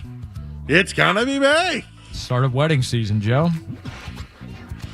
Well, that's when the prices go up. Right? I won't be here on Friday. You got to go on off seasons, right? Because yes. That's what you got to do that. Joe, sticking with the May the 4th theme, though, our friends over at Hasbro are releasing a life-size and lifelike Grogu, Baby Yoda animatronic. For $600, it reacts to touch, movement, and sound through built-in sensors. Joe Murray, in or out on a $600 lifelike Grogu? I'm out. Yeah. That's the name of the game, right? Are you in or out? It certainly is. I am out. Do I think it's cool? I think it's a little weird. It reminds me almost of a Furby, which were haunting back in the day. So, yeah, I'm out on this as well. For example, I'm a collector. I collect wrestling figures, and I collect cards and memorabilia.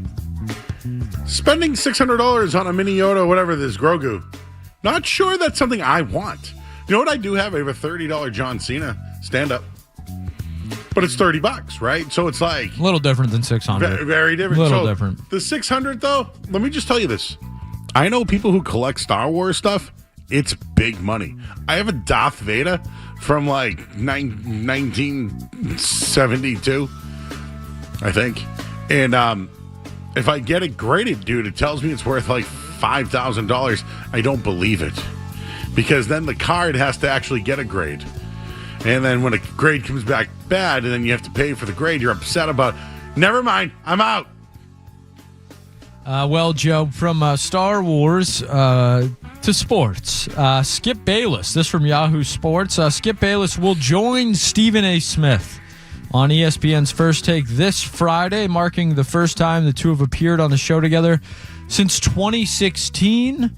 This will be a one-time show. First Take has said Joe Murray, are you in or out on the reunion of Skip and Stephen A on First Take? And we're going to replay this Monday all over again.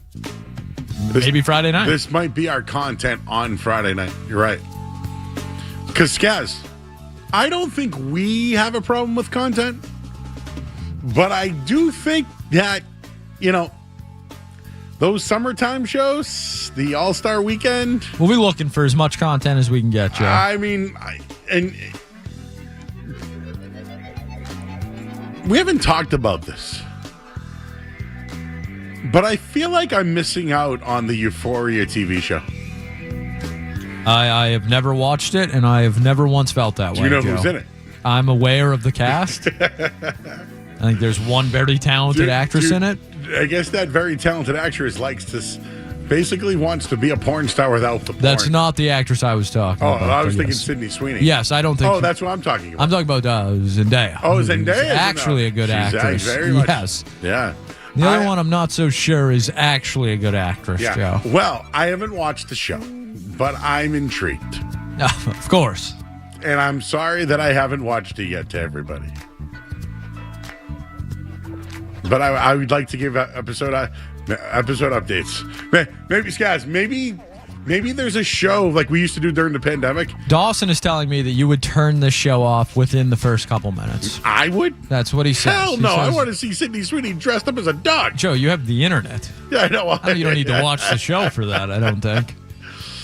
I want to see how much money she could make with those pictures. You realize it's hypothetical. It doesn't matter. It's a TV show, and I want to watch it.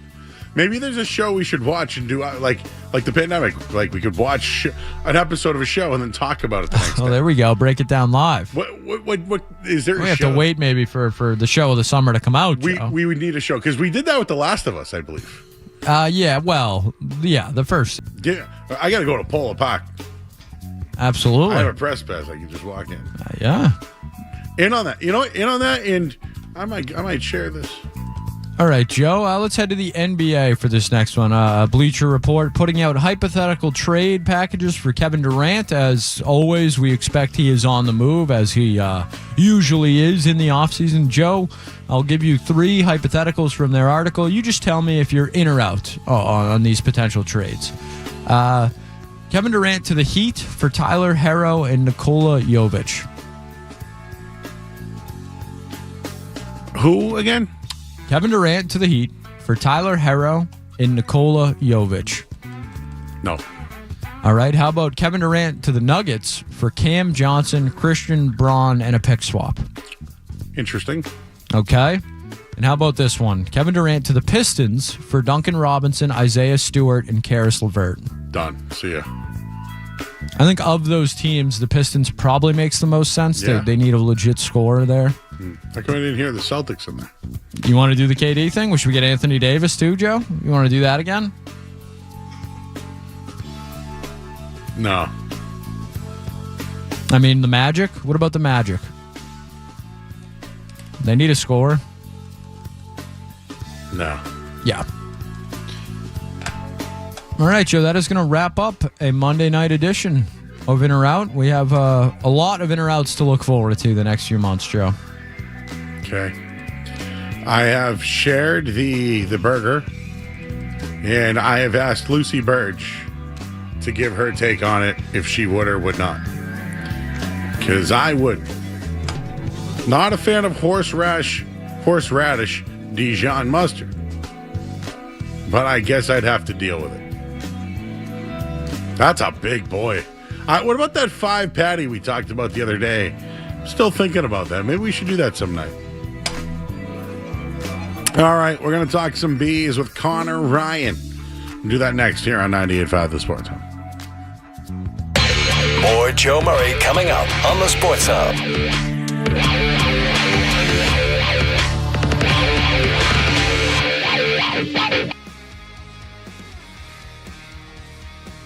Care of both your mind.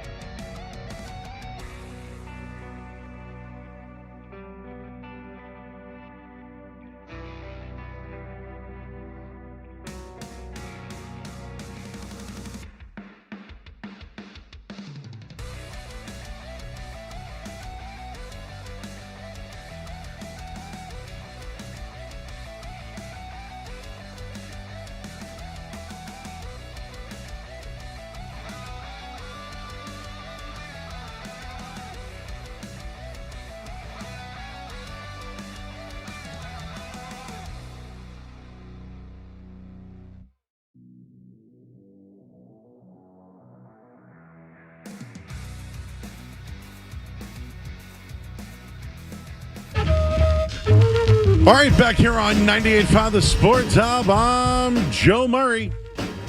We're just emptying out the sports drawer that it is after a terrible week of Boston sports.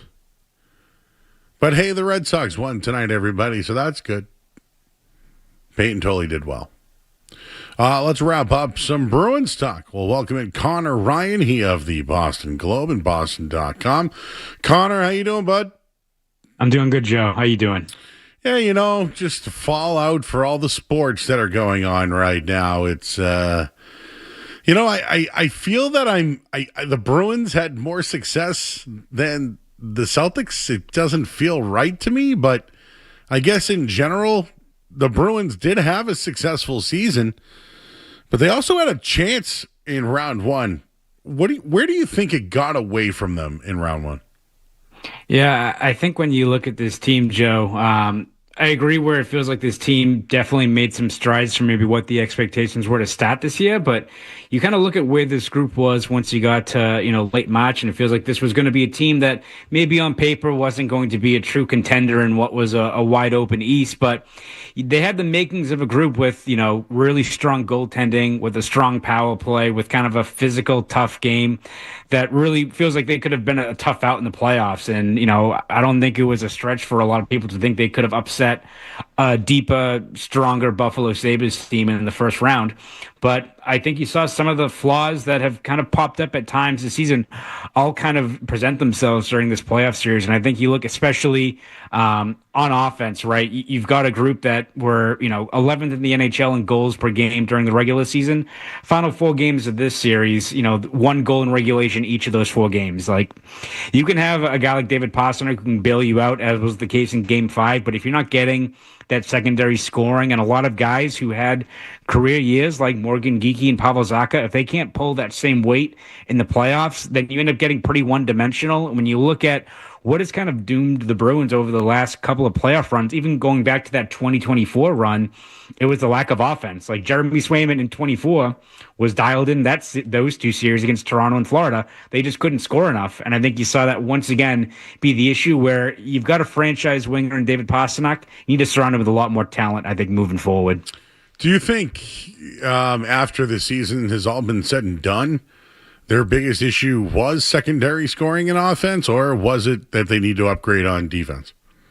Well, I definitely think it's a bit of both, Joe, right? As far as this team still has a lot of work to do as far as building off this year and taking steps forward. Like, I think you look at the underlying numbers both offensively as far as how many goals they scored above expected and also how many chances they gave up down the other end of the ice, which was kind of covered up by, I think, just how strong Jeremy Swayman was. It made the case that both need to be priorities for this team. But I think as a whole, when you look at what the Bruins need to equip their roster with, like, I expect them to be, on the prowl for another top 4 defenseman, whether that's, through the draft with this Toronto pick, if you're able to retain that, if you're trying to sign a guy like Rasmus Anderson on the free agent market. But as far as I think filling out the forward core, I think what you see with, a team like Buffalo or any of the teams that, punched their ticket to the next round, whether that's Montreal, Carolina, all these teams, they've got speed. And I think when you look at the way the Bruins built their roster with that physicality, where they think that's kind of the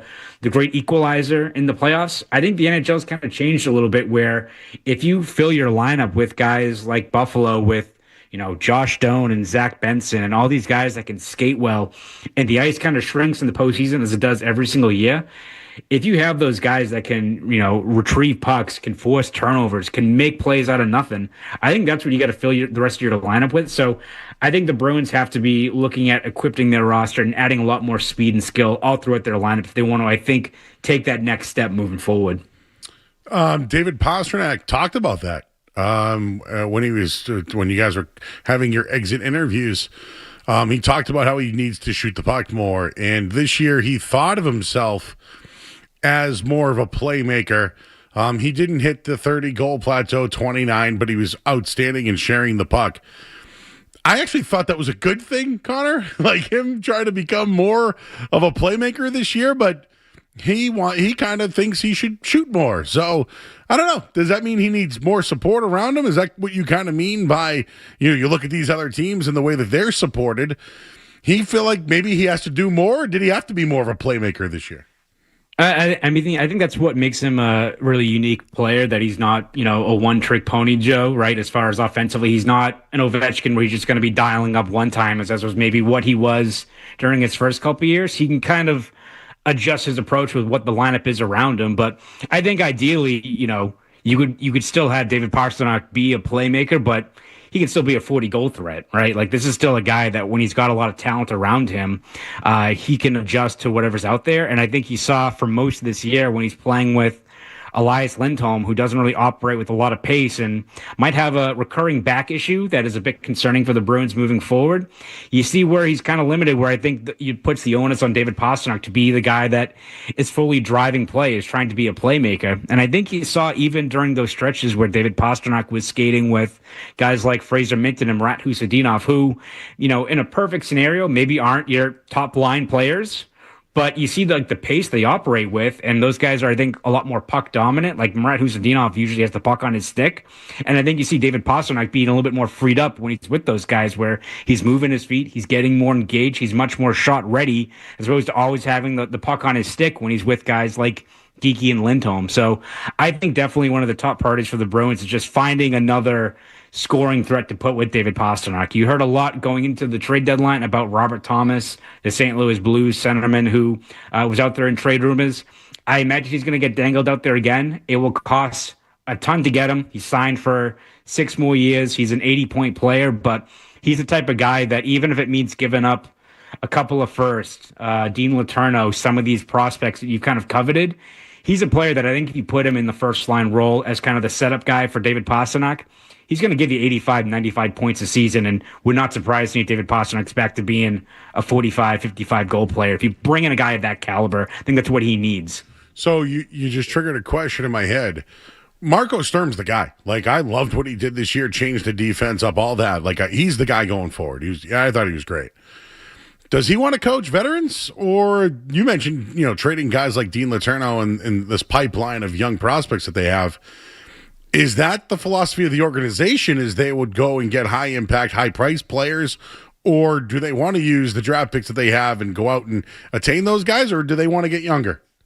Yeah, it's a great question, Joe, as far as how the Bruins kind of toe that line, because they very well could just kind of stand pat and talk about, a full year of James Higgins could be a guy that could help you out. But I don't think that's going to really placate Bruins fans, nor is I think that's realistic to put all the pressure on Higgins to be the guy that's generating your offense. And I think the Bruins have done a good job as far as, I think, replenishing their pipeline. When you look at Higgins, Letourneau, Minton, they've got, Will Zellers is down in their system, who's made a lot of strides.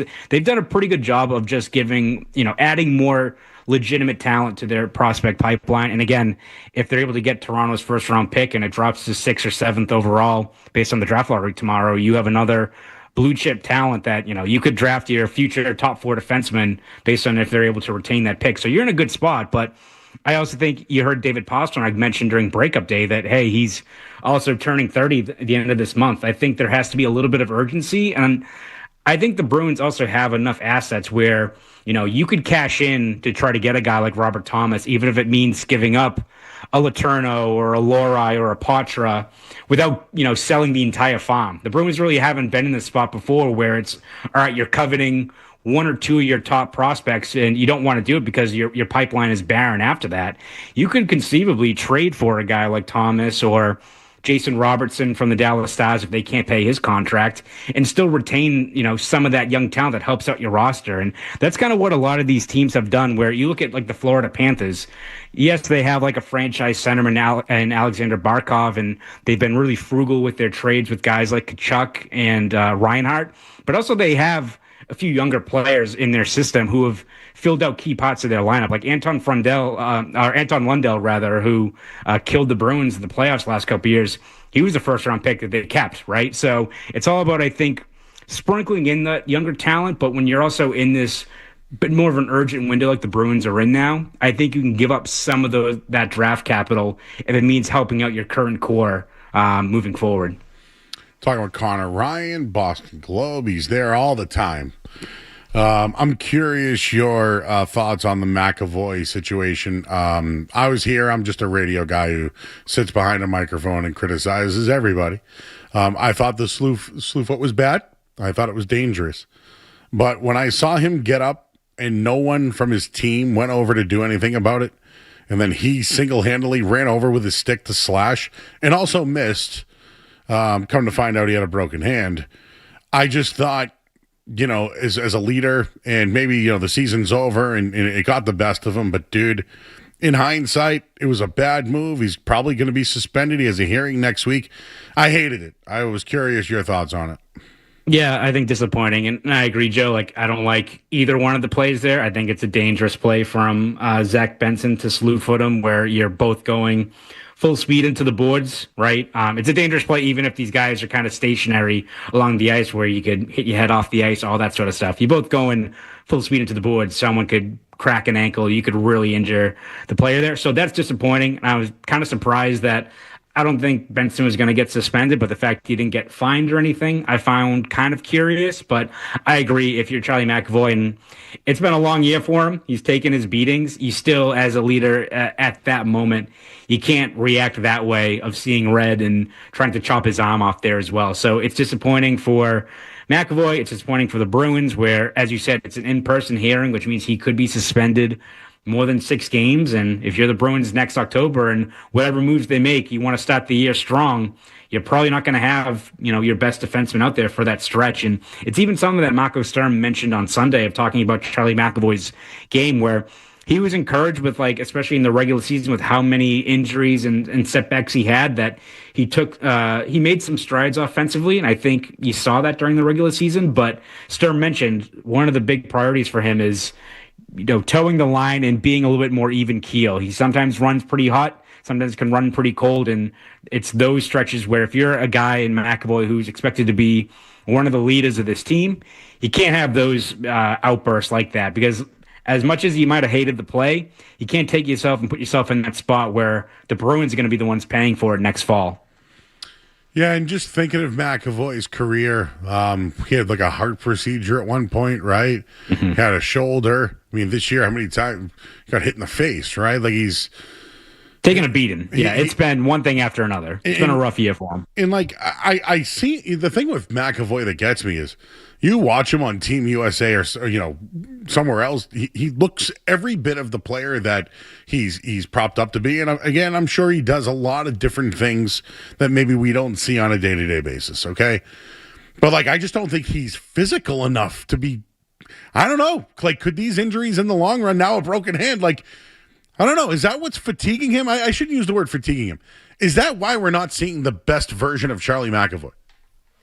It's a great question, Joe. And I almost think it's you have to find out what exactly his role is. And I think you see him when he's at his best with Team USA. He's kind of that physical player, but he's also not trying to do too much. He's being physical. He's making smart, simple plays. And I think where he's kind of struggled at times with the Bruins, it's where he's trying to do a little bit of everything. He's trying to be a physical player. He's trying to be the guy that's eating all these minutes in the D zone that can really tax you.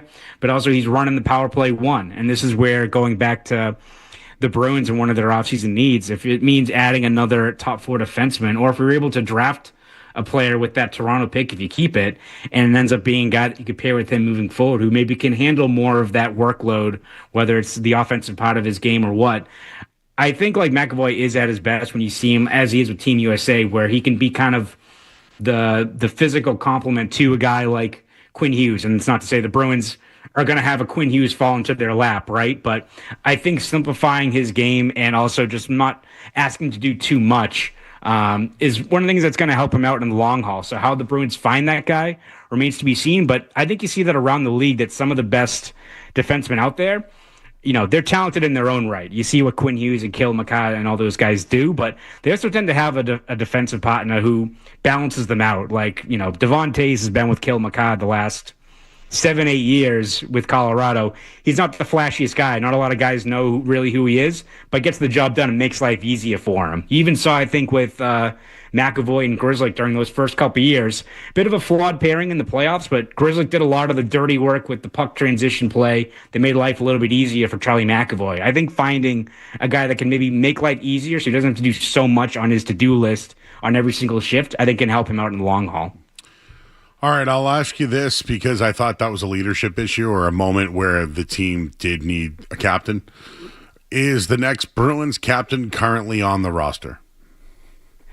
I think so. I would probably say it's David Pastrnak. I know that, the optics, I feel like the fact that Zach Benson goal didn't really help as far as you got to the presumed captains in the corner there and they lose the puck battle to Doan. But I think as a whole, you look at what David Pastrnak has done the last couple of years, stepping up last season when there was very few silver linings to draw from.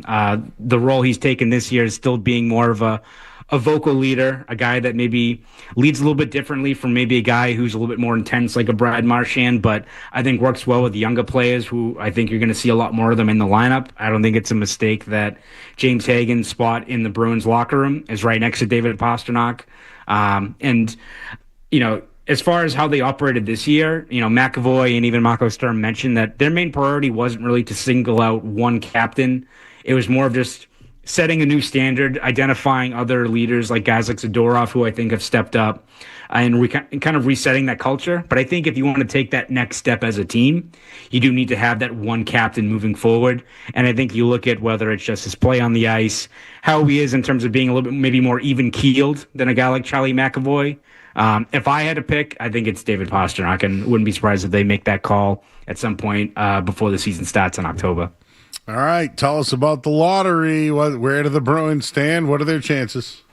Yeah, as of right now, it's a 58% chance that Toronto, who right now have the fifth best odds at the number one pick, 58% chance they drop into the sixth or the seventh overall pick, which means the Bruins would then have that pick. If Toronto stays at number 5 or they jump up to 1 or 2, Toronto keeps it because it's top 5 protected. So if you're a Bruins fan, you want to root for them to drop to 6th or 7th overall, because whether that is a pick that you could flip for an impact talent right now, or when you look at this draft, Joe, there is a ton of really talented defensemen in the top 10. There's a few guys that could be in the NHL as soon as this upcoming year. There's a kid from Latvia who is playing over 22 minutes of ice time over in the Finnish Elite League right now. He could be in the league as soon as next year.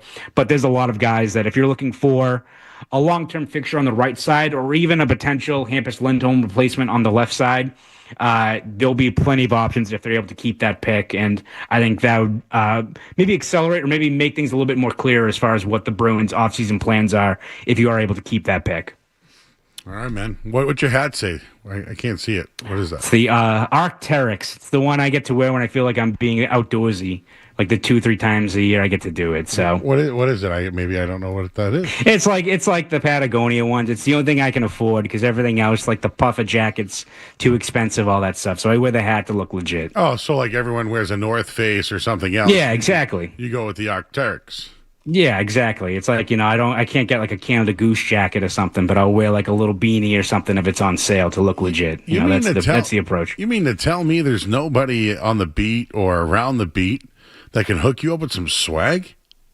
Not to that degree. I was gonna say maybe like I can go to like the Columbia outlets on like over at Rentham or something like that. Canada Goose, no, a bit too rich, I think, for a humble sports scribe like myself. We gotta call our guys over at College Hype. They used to be they got a big shop in Dorchester, but they're now on the South Shore somewhere. But feel like we got to take care of you guys with those. Maybe I'll make a call. Hey, I appreciate Send it. some stuff over to our guys on the Bruins beat because you guys can certainly use them. Well, summer's coming anyways, right? So exactly. We'll kick the can down the road, Joe. So what do you do now? You going to cover the other sports? Well, I was hoping to help out with some Celtics coverage, but that's not going to be in the cards now. So I guess it's just watching some Peyton Tolley stats and hoping for the best until we get to Patriots training camp. So it'll be busy in the offseason for the Bruins. Again, I think they have the means to be pretty aggressive and see what they do, but a lot of sitting waiting right now, unfortunately. It's a dark time in Boston sports, Joe. It's dark time, but I think the Bruins have the most upside. And meaning their young talent, some money to spend, maybe some moves. I believe in Don Sweeney's moves. He's been good the last year or so. Yeah, absolutely. No, I think there's a lot of room to grow. And again, how they take that next step. They got a lot of options. It's about making the right ones, as it is every single offseason. All right, well, Conor Ryan's always making the right decisions and the right moves. Appreciate taking a few minutes tonight, man. Enjoy some time off, and I'm sure we'll catch up around the lottery. Sounds good. Thanks, Joe. You got it, man. It's Conor Ryan, everybody, with the best Boston accent in the business. We got to hook him up with some swag. I don't know how. Maybe I'll call him one of my guys. We'll call it like the Boston Crew, or like maybe we could do something with the Boston accent, like hard reporters. I'm not a reporter. I'll work on that, Skaz. I don't know why. It's not coming to my head right now. Or we could just have Connor. Connor. Anyways. All right. Well, hey, the Red Sox won, and we have an update on Roman Anthony. We'll tell you what that is next here on the Sports Hub.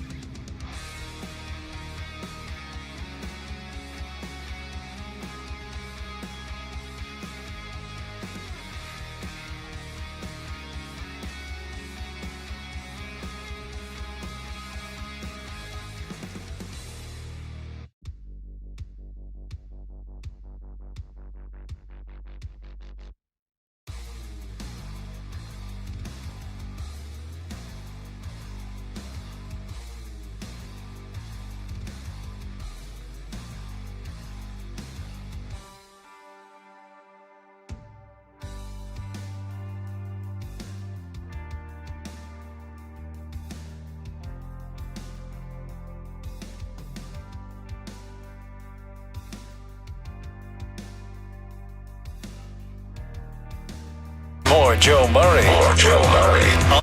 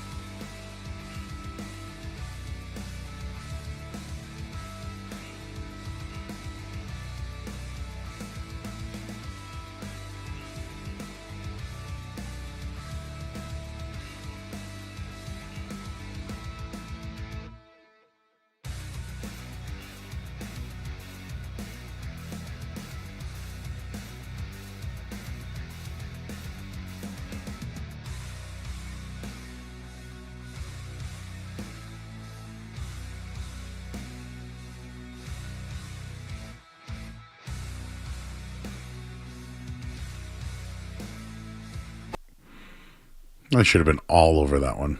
We get the musings coming up next. In New York. The New York Knicks are going to get... Dude, I think they're going. I think they've passed the Celtics. Just to get smoked by the Thunder or the Spurs. Spurs up tonight, playing tonight. Yep.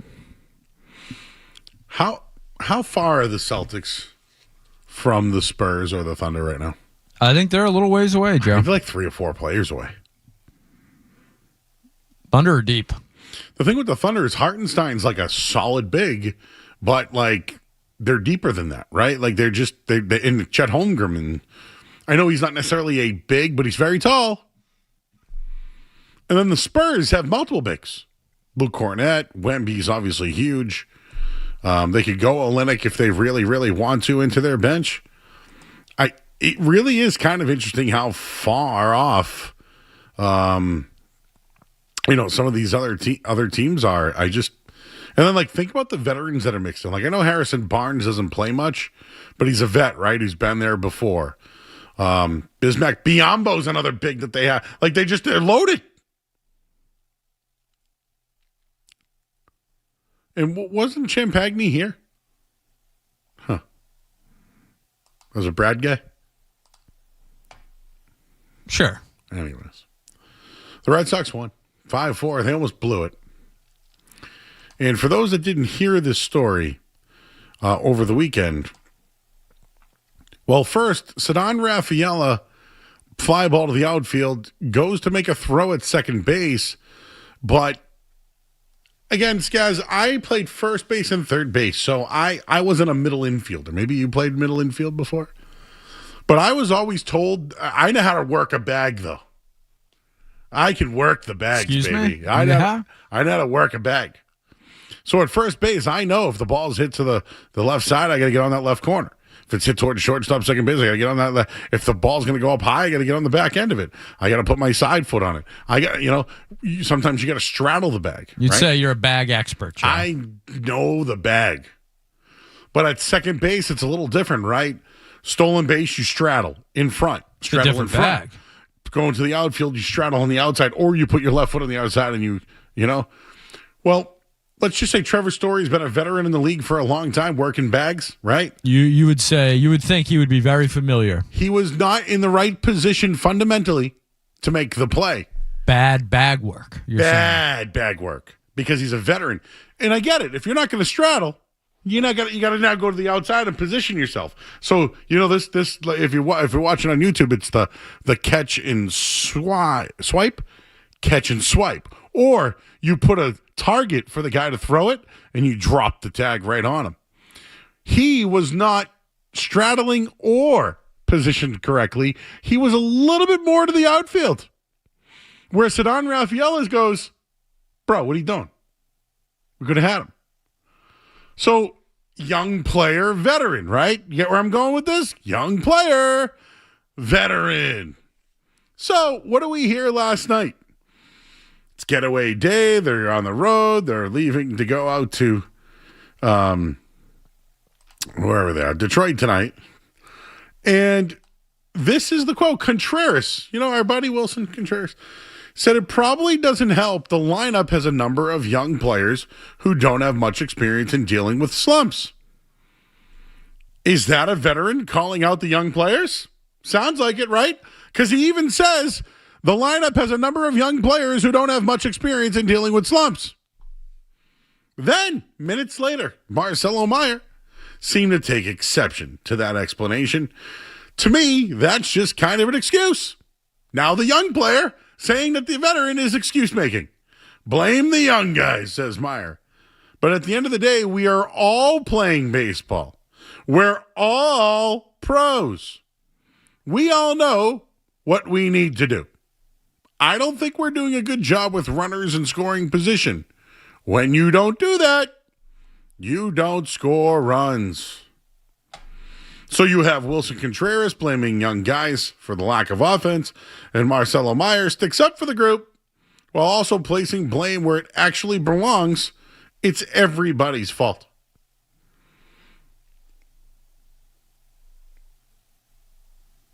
Young guys versus the vets. This is where we're at right now.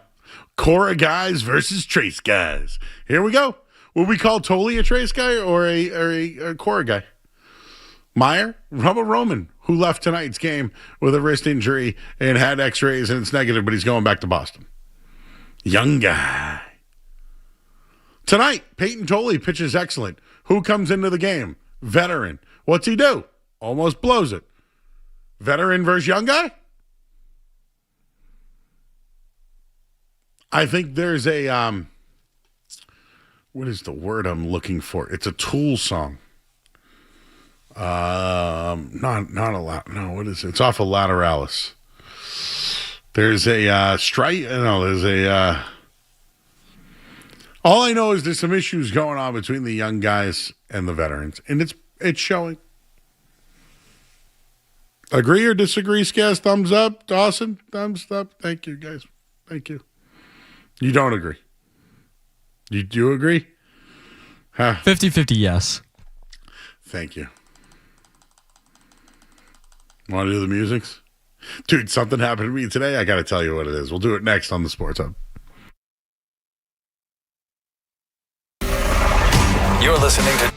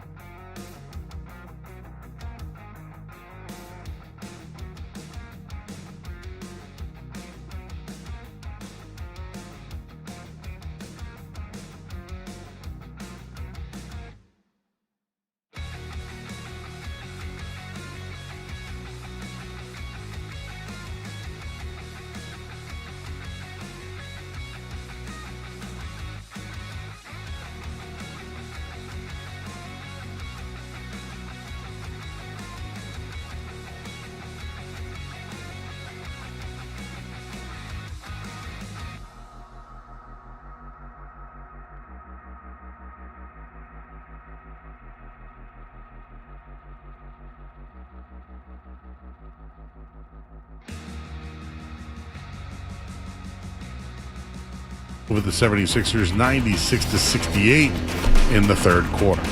Headlines are brought to you by Super Service Today. Upgrade your home with electric heat pump system from Super Service Today.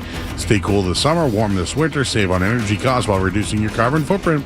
For a free estimate, visit superservicetoday.com. I'm Joe Murray. Listen to it, laugh at it, get mad at it, agree with it, argue about it. It is Boston Sports. Boston Sports. And it is all we do. 98.5, the Sports Hub.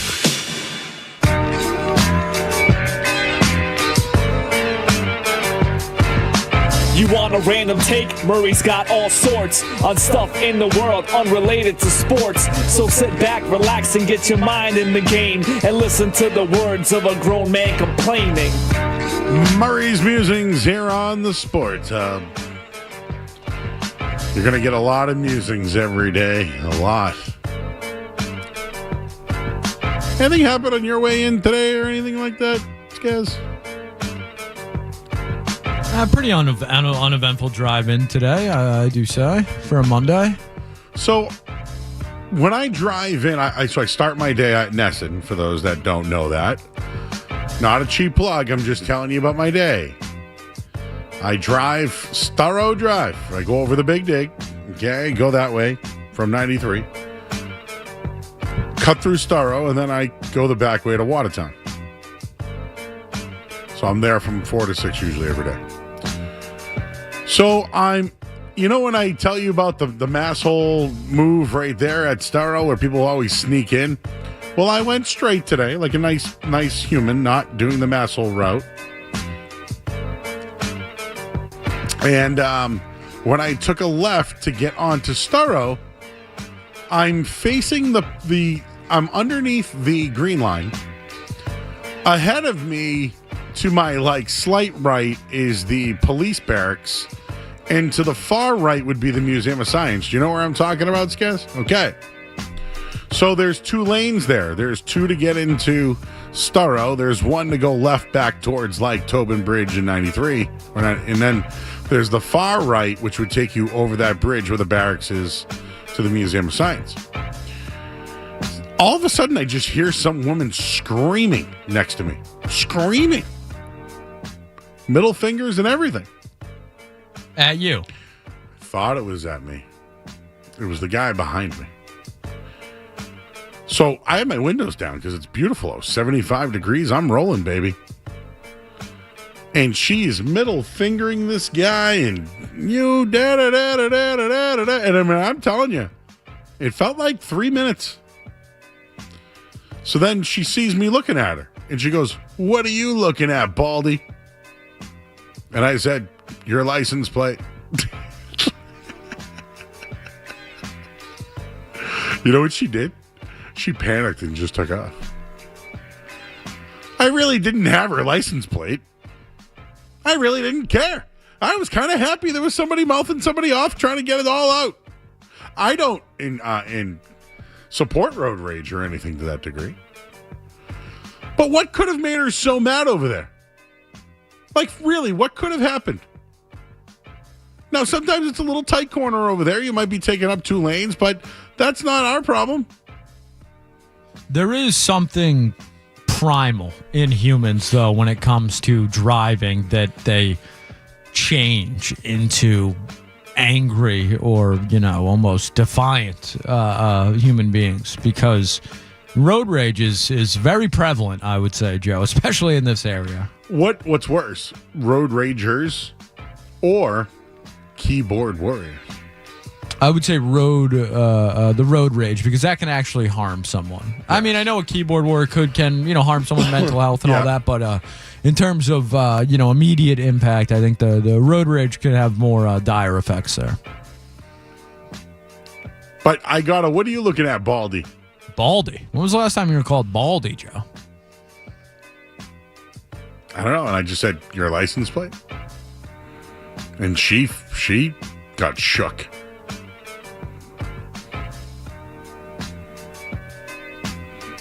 I mean, there's cameras everywhere nowadays. You really want to do that road rage stuff? He's got a dash cam nowadays, too. And hypothetically, let's just say I wanted to get out of my car and bash the windshield of the person behind me.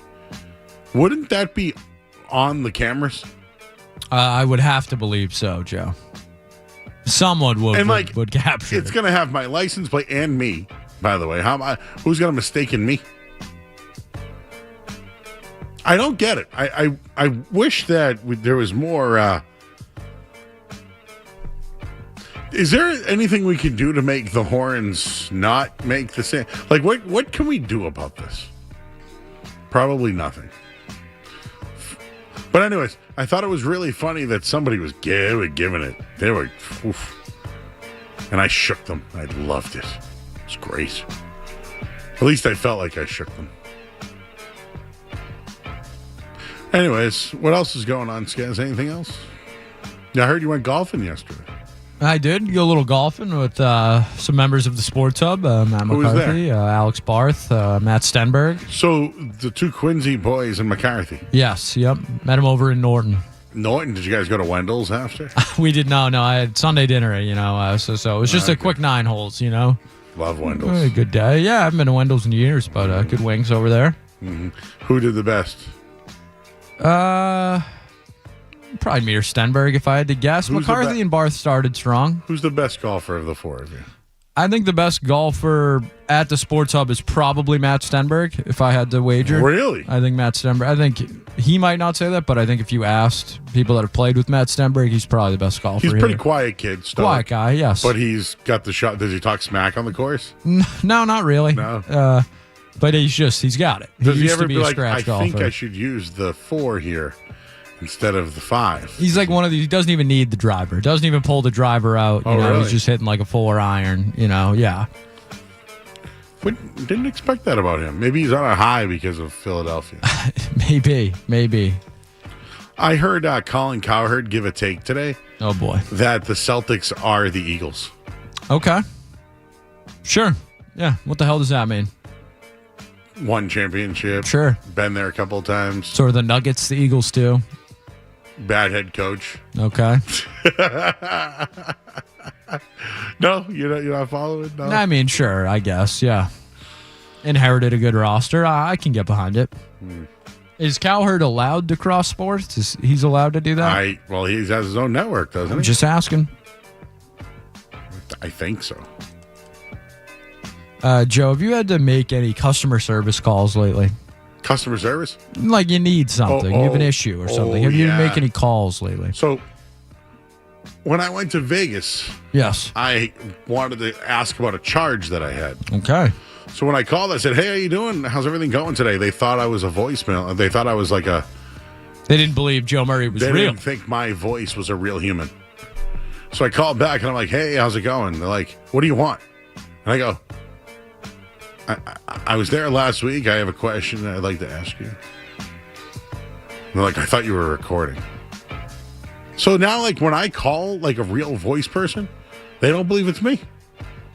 Like, they think I'm, like, voice guy. I had the opposite this morning. I spent 2 hours talking to robots, losing my mind. I'm always like, operator! Human. Can I speak to a human? Yeah, my fiance came out of one of her meetings and just said, who are you yelling at? AI. I'm yelling at... operator. Yes. Operator. I tried 0, 1, operator, 2 hours of my life this morning. So that's just a small musing there, Joe. Just getting a human being on the phone. I know that's always been a tall task when it comes to customer service, but it feels even more difficult than ever these days to pull that off. Well, I don't even know if you... Like, dude, I can't talk to humans. Yeah, I mean, how do you talk to humans anymore? This AI thing's getting out of control, dude. Some guy on Twitter, lots and lots of airtime to fill in, no games being broadcasted until August. Good luck with that, says Skippington. What a name. Guess he didn't like my take or something like that. It was bad. There's a bad place, Twitter, this week. This week, Joe? I felt it was bad. Yes, this weekend I felt it was bad, actually. I didn't think it was good at all, to be honest with you. All right. Well, I think we should pay homage to a great one.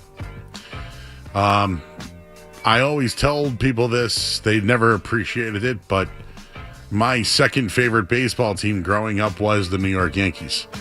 I hated the Yankees, but every day I would wake up to look at what the Yankees did.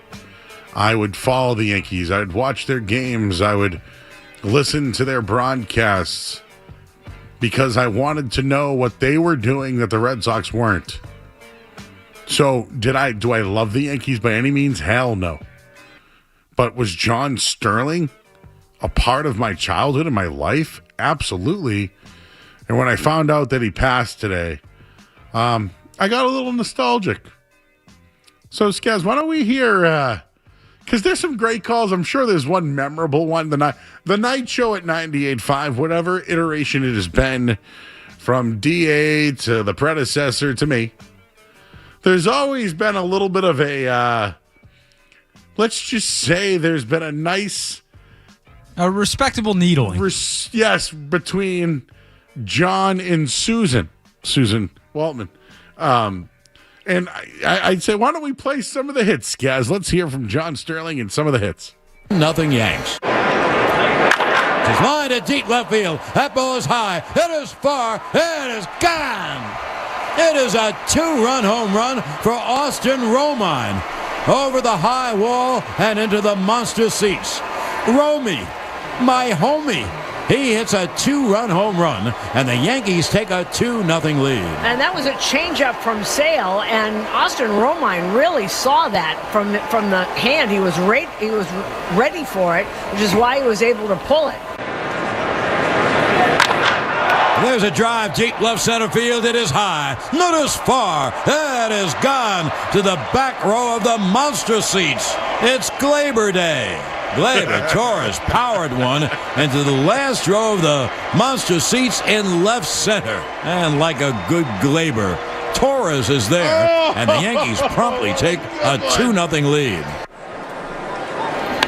So there it goes to deep right field. That ball is high.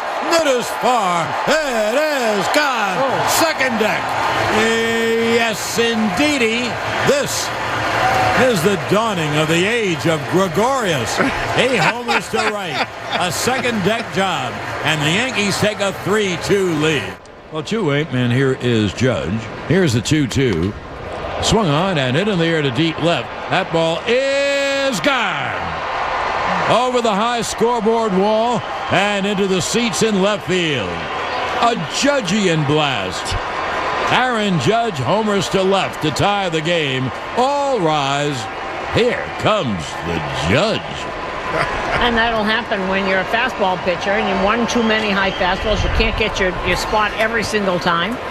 And he didn't do too much with it. That's the great thing about Stanton and Judge when they hit home runs. You don't have to pull them. They don't have to, just make contact. And particularly with pitchers that throw those high fastballs. You just make contact. You use your strength. There's the 2-1 to Gardner. Swung on, hit in the air to deep right. That ball is high. It is far. It is gone. A line drive by Gardner inside the pesky pole down the right field line. Oh, let the Gardy party begin. To the bottom of the fifth inning. Luke. That was just a couple of great ones. All rise to the Judge. Like a good neighbor, Glaber is that. I did not know that one. Roger Clemens is in George's box, and Roger Clemens is coming back. Oh my goodness gracious! Of all the dramatic things I've ever seen, Roger Clemens standing right in George Steinbrenner's box, announcing he is back. Roger Clemens is a New York Yankee. No Sterling in that one, but it just feels like you got to play it when you play Sterling. And again, I don't want to take somebody else's bit. But, there was nothing like, 2 on and 2 out. Oh my goodness! Goodness gracious! Roger Clemens is in George's box! How about a more recent John Sterling memory? All right. And now the 3-2 swung on. A pop foul back here. It really hit me. I didn't know it was coming back that far. So once again, it'll be a 3-2. And Holmes ready to deal. A ground ball to third. Donaldson squares, throws to first in time. Ball game over. Yankees win. Yankees win. I hate it. You know, that foul ball actually hit me. It kind of glanced off my forehead. Just a consummate pro. And the video to go with it is tremendous. I despise Yankees win. Yankees lose. But come on, it's good. And, you know, people do that Pritch crazy or Pritch please and all that. Like, what's worse? I do think it's the Pritch please. I do. Because at least John Sterling did it like the Grandy Man can. I was hoping we were going to get a Grandy Man in there, but it wasn't in that clip. Oh, my goodness gracious. Roger Clemens is in George's box, and Roger Clemens is coming back. Oh my goodness gracious! Of all the dramatic things I've ever seen, Roger Clemens standing right in George Steinbrenner's box. Well, Susan, sometimes all things must come to an end. Well, John Sterling passed away, and I mean it. I mean it as a legend broadcaster, and you know, I think it's different, right? Was it the PA guy that would go now batting number 2 Cheetah, Derek Cheetah? I told you I hate the fact that I didn't like the Yankees growing up. I just watched them all the time. All the time. Oh, my goodness. If you listen to that one more time, she goes, of all the dramatic... Hold on, pause here for a minute here. Of all the dramatic things... George's box, and Roger Clemens is coming back. Oh, my goodness gracious. Of all the dramatic things I've ever seen, Roger Clemens standing right in George Steinbrenner's box. That was funny. One more thing I didn't know. I threw this in our rundown sketch. Did you know that John Sterling was on the call of Larry Bird's 60-point game against the Atlanta Hawks? Did you know that?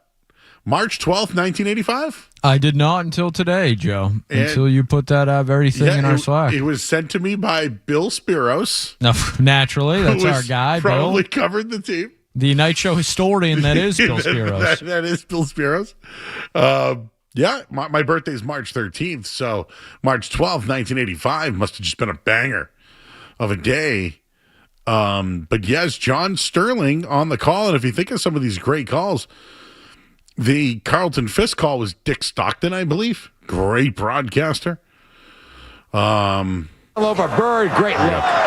A great look between Bird and Dennis. Great lead for Dennis Johnson. And the deep left corner, down low for Bird with position. He fakes it and shoots it good. Great. I mean, you could tell it's him. He's definitely young, but you could tell it's him. I didn't know he did other sports. I mean, like when you New York broadcasters, I feel like Sterling, I mean, Francesa and Mad Dog, right? Like they're obviously huge. All-timers, though. Would you like to guess how many games John Sterling called in his life? I mean, there's 162 games a year. And then how long was he there for? He must have done 70,000? He did 5,600. Yes. I mean, 56-game hitting streak, right? 56,000 From games. 1989 to 2019, he did not miss a game. 5,060 consecutive games. 3% of every Major League Baseball game ever played, John Sterling called. I'm trying to think of other New York. Oh, Marv Marv Albert. Wow. New York. Well, not exactly a ceremony's ending. He's there. on fire. Well, yeah. apparently. So were his teeth at times. Depending Yeah, on who you well, ask. that's.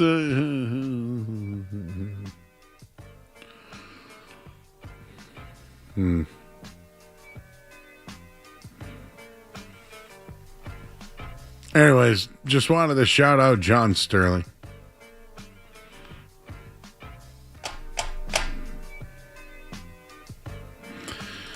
Anything else going on tonight? Any other musings going on? Would you like some birthdays, Joe? It's been a while. We have not done birthdays. It's May the 4th. We've been slacking on our birthdays, Joe. I haven't pulled up any in a long time. Why don't you just tell me? May the 4th birthdays today. Joe Murray, are you familiar with Mike Dirnt? Yeah, he's the bassist for Green Day. It is his birthday today. Oh, cool. A funny little haircut on He him. does the Longview? Was it? Wait. Yes. I think that's it. It is Lance Bass's birthday today. Oh, You mentioned in every sync little thing I earlier do tonight. Never is enough for you. It is Rory McIlroy's 37th birthday 37. today. He's still under 40, huh? Yeah. Oh, yeah. Cesc Fabregas. Nope. So, yeah, we're reaching here early, Joe. Let's see if there's any olds with birthdays today. Randy Travis, 67 today. Randy Travis. Well, I think he's a country singer. Yes. Keith Haring. Nope. American graffiti artist. That's we're scraping the bottom of the barrel here, Joe. Let's see. What's today? May 4th? May 4th. Richard Jenkins, the father in Step Brothers, I believe. Oh, I liked him. The guy who smells like Cheesecake Factory and vodka. I can't comment. You smell like Cheesecake Factory and vodka because she's pissed. Aubrey Hepburn's birthday today. Okay, all right. I'll do that. I'll work on that one. That's about it, Joe. Not exactly a murderer's Do you know row. who Keenan Yediz is? He's a soccer player. I do not.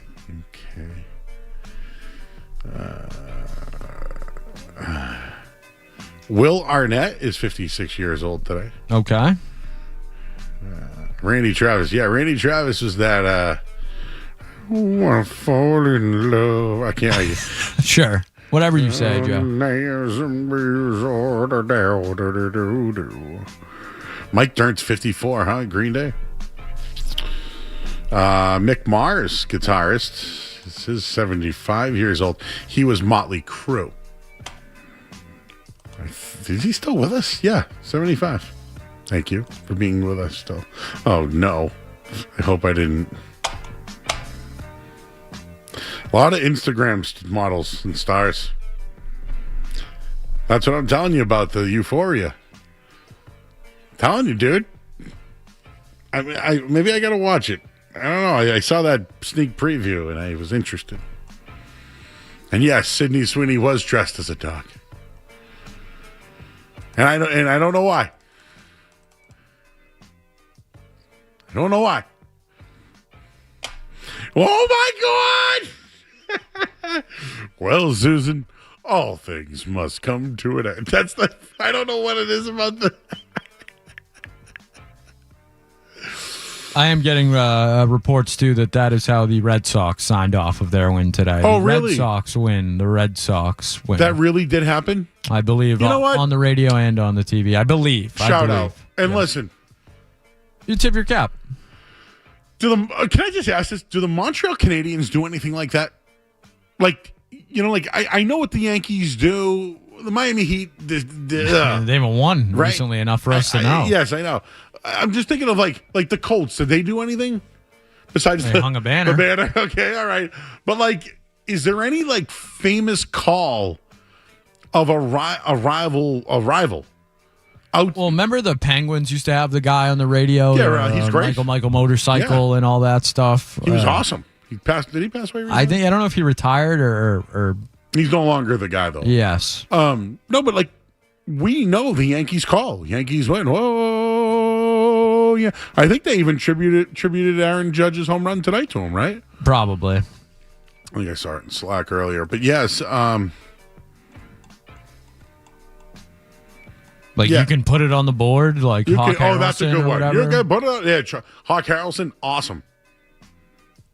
Yes. Yeah, they did tonight. It's high. It's far. It's gone. Aaron Judge with a Judgian blast.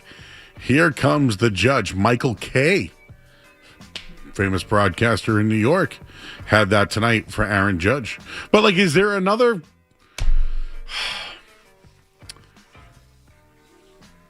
like, Chick Hearn in like, Johnny Most, did they ever have anything like that? Like, do you know what the Lakers got? Like, calling? I don't know. I don't know.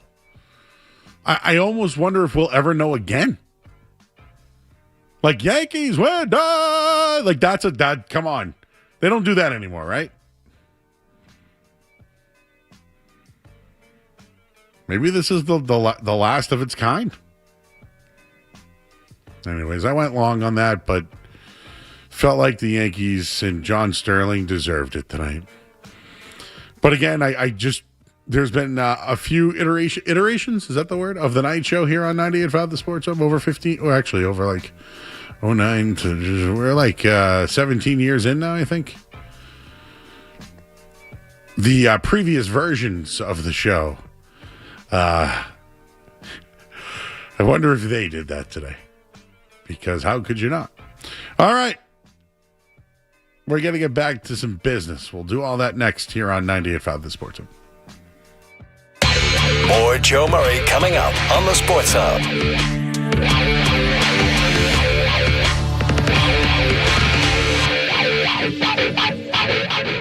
Massachusetts commercial building owners and renters, listen up. You could get insulation upgrades for as little as no cost.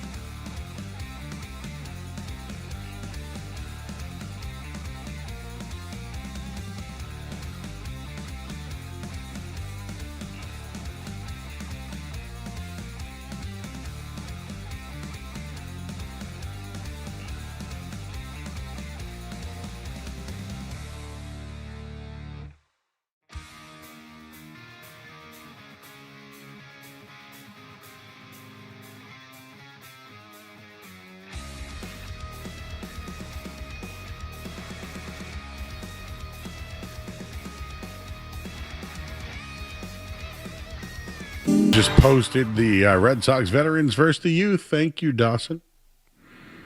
Dawson's doing a bang-up job back there.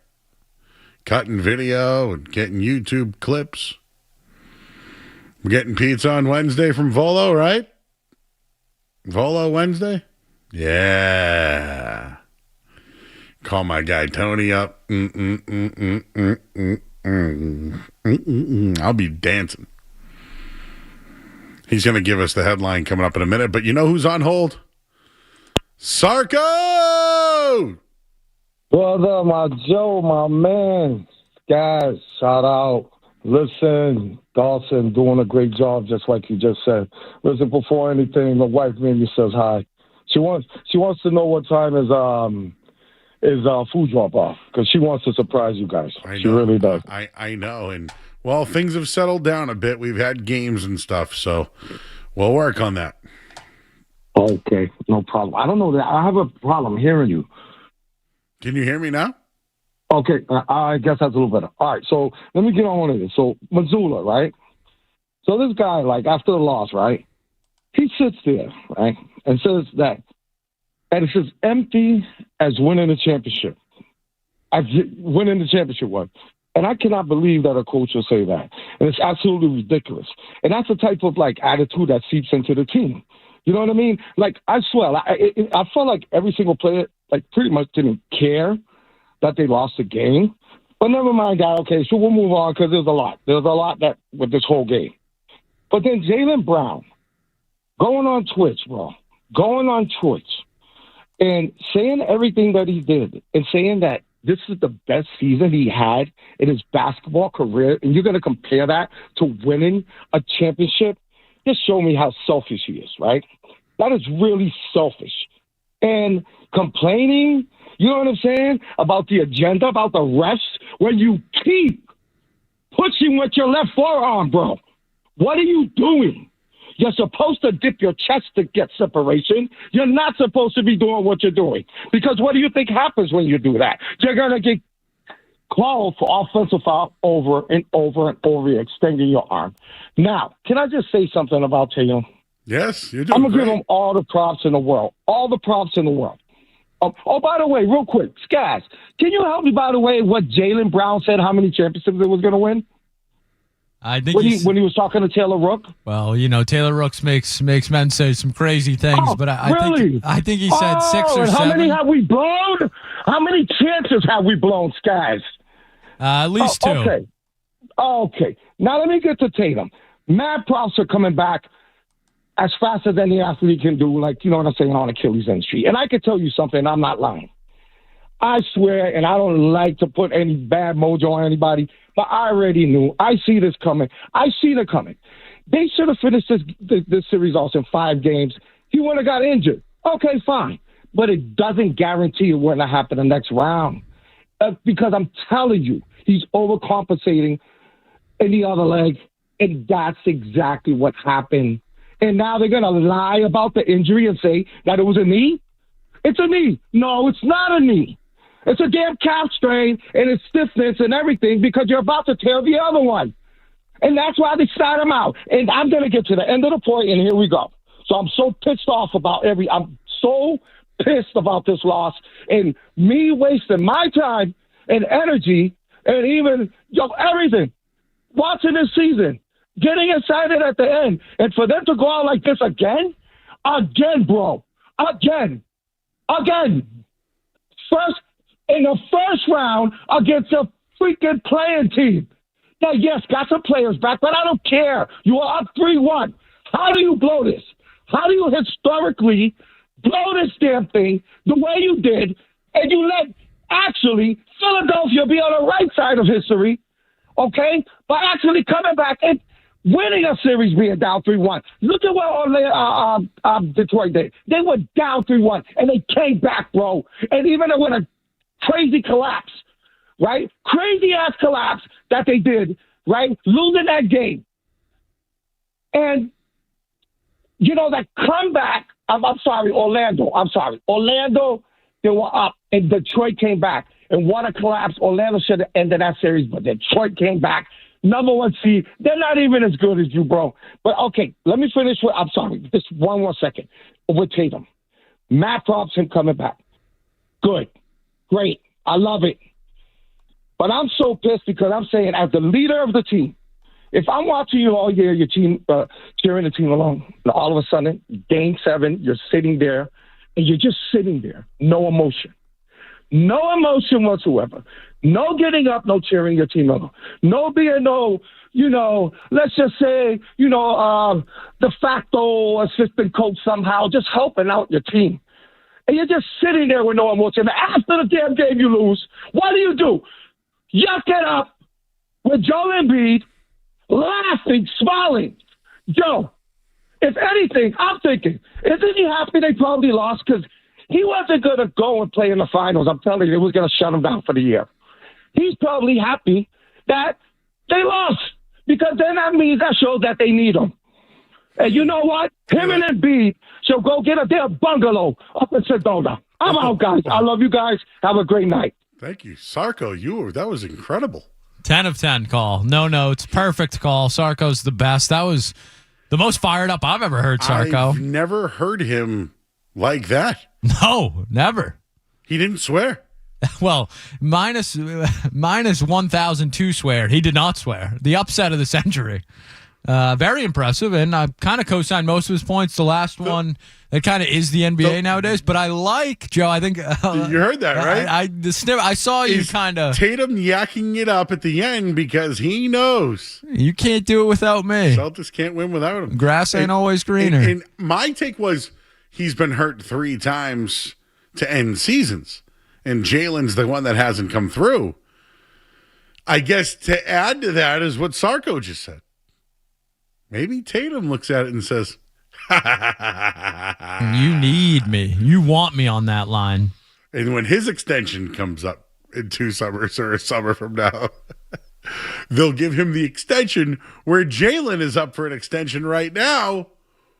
What will the Celtics do? The chat is loving that call from Sarko. He was great. Great. Phenomenal. We love Sarko. All right.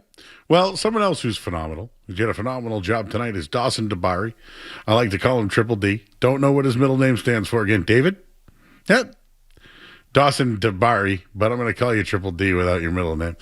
He's going to get us caught up on Sports Hub headlines. He's going to tell you what happened with Roman Anthony as well. We'll do that right now in Sports Hub headlines. Sports Hub headlines. The Red Sox won tonight 5-4. They now move to 1-18 when they trail by 2 runs at any point in a game this season. Peyton Tolley picked up his first career win going 7 innings, striking out 8 and allowing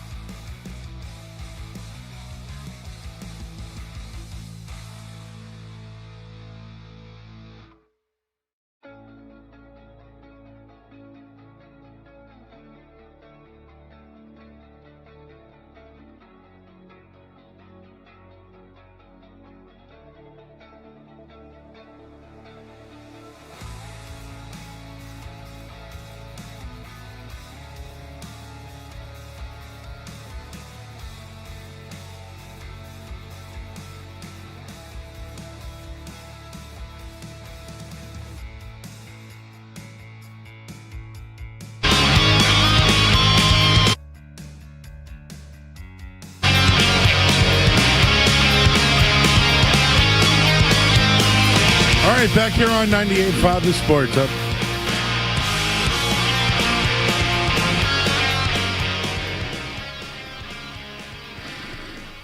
The Red Sox won. How's everybody feel about that? Are they 4-4 as the Chad Sox right now?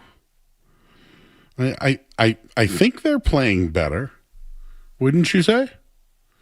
I think they are. I mean, 500's better. Better. They still can't score, though. Low bar, but better.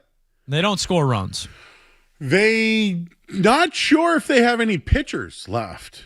That's also a problem. I did see Rich Hill last week. I don't know what he's doing. What about Manny? How's Manny Del looking? Carmen, I could ask him. He's already got 2 rings. I don't know if he, I'll ask him. Hey, man, what do you think? He's got his Boston Athletic Academy that you can go check out. Big golf tournament that they're having at our place, Brook Meadow Country Club. Where the Sports Hub has theirs every year. Nice place. Give them a shout out. And donate to them because there's a lot of kids in the city that need help. They, you got to go on bus rides and you got to do all this traveling, and you know all about that. I don't need to tell you. Maybe he could pitch, but I don't know who's pitching tomorrow. But somebody is pitching in front of Brian Bayo. That's how they're trying to fix Brian Bayo. He stinks in the first inning, but you know what? Why don't we put an opener in front of him? That will fix things. Yeah. And also, I'm just going to flat out say this. Just put Roman Anthony on the injured list and let him work everything out. Joe, the opener tomorrow will be Giovanni Moran. The guy that they just brought up. I don't know his name. You got to save that guy, Joe. Giovanni Moran's the guy. He's the man. I like him, actually.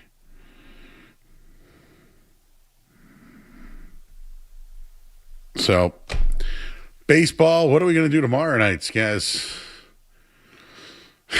Lottery, baby. Oh, yeah! So, got to be top 5 or lower. Top 5 or lower. Top 5 or lower. Oh, the porking will begin tomorrow night. So, that's it for us tonight, everybody. Thanks to James Scarmazzino. Thanks to Dawson Dabari and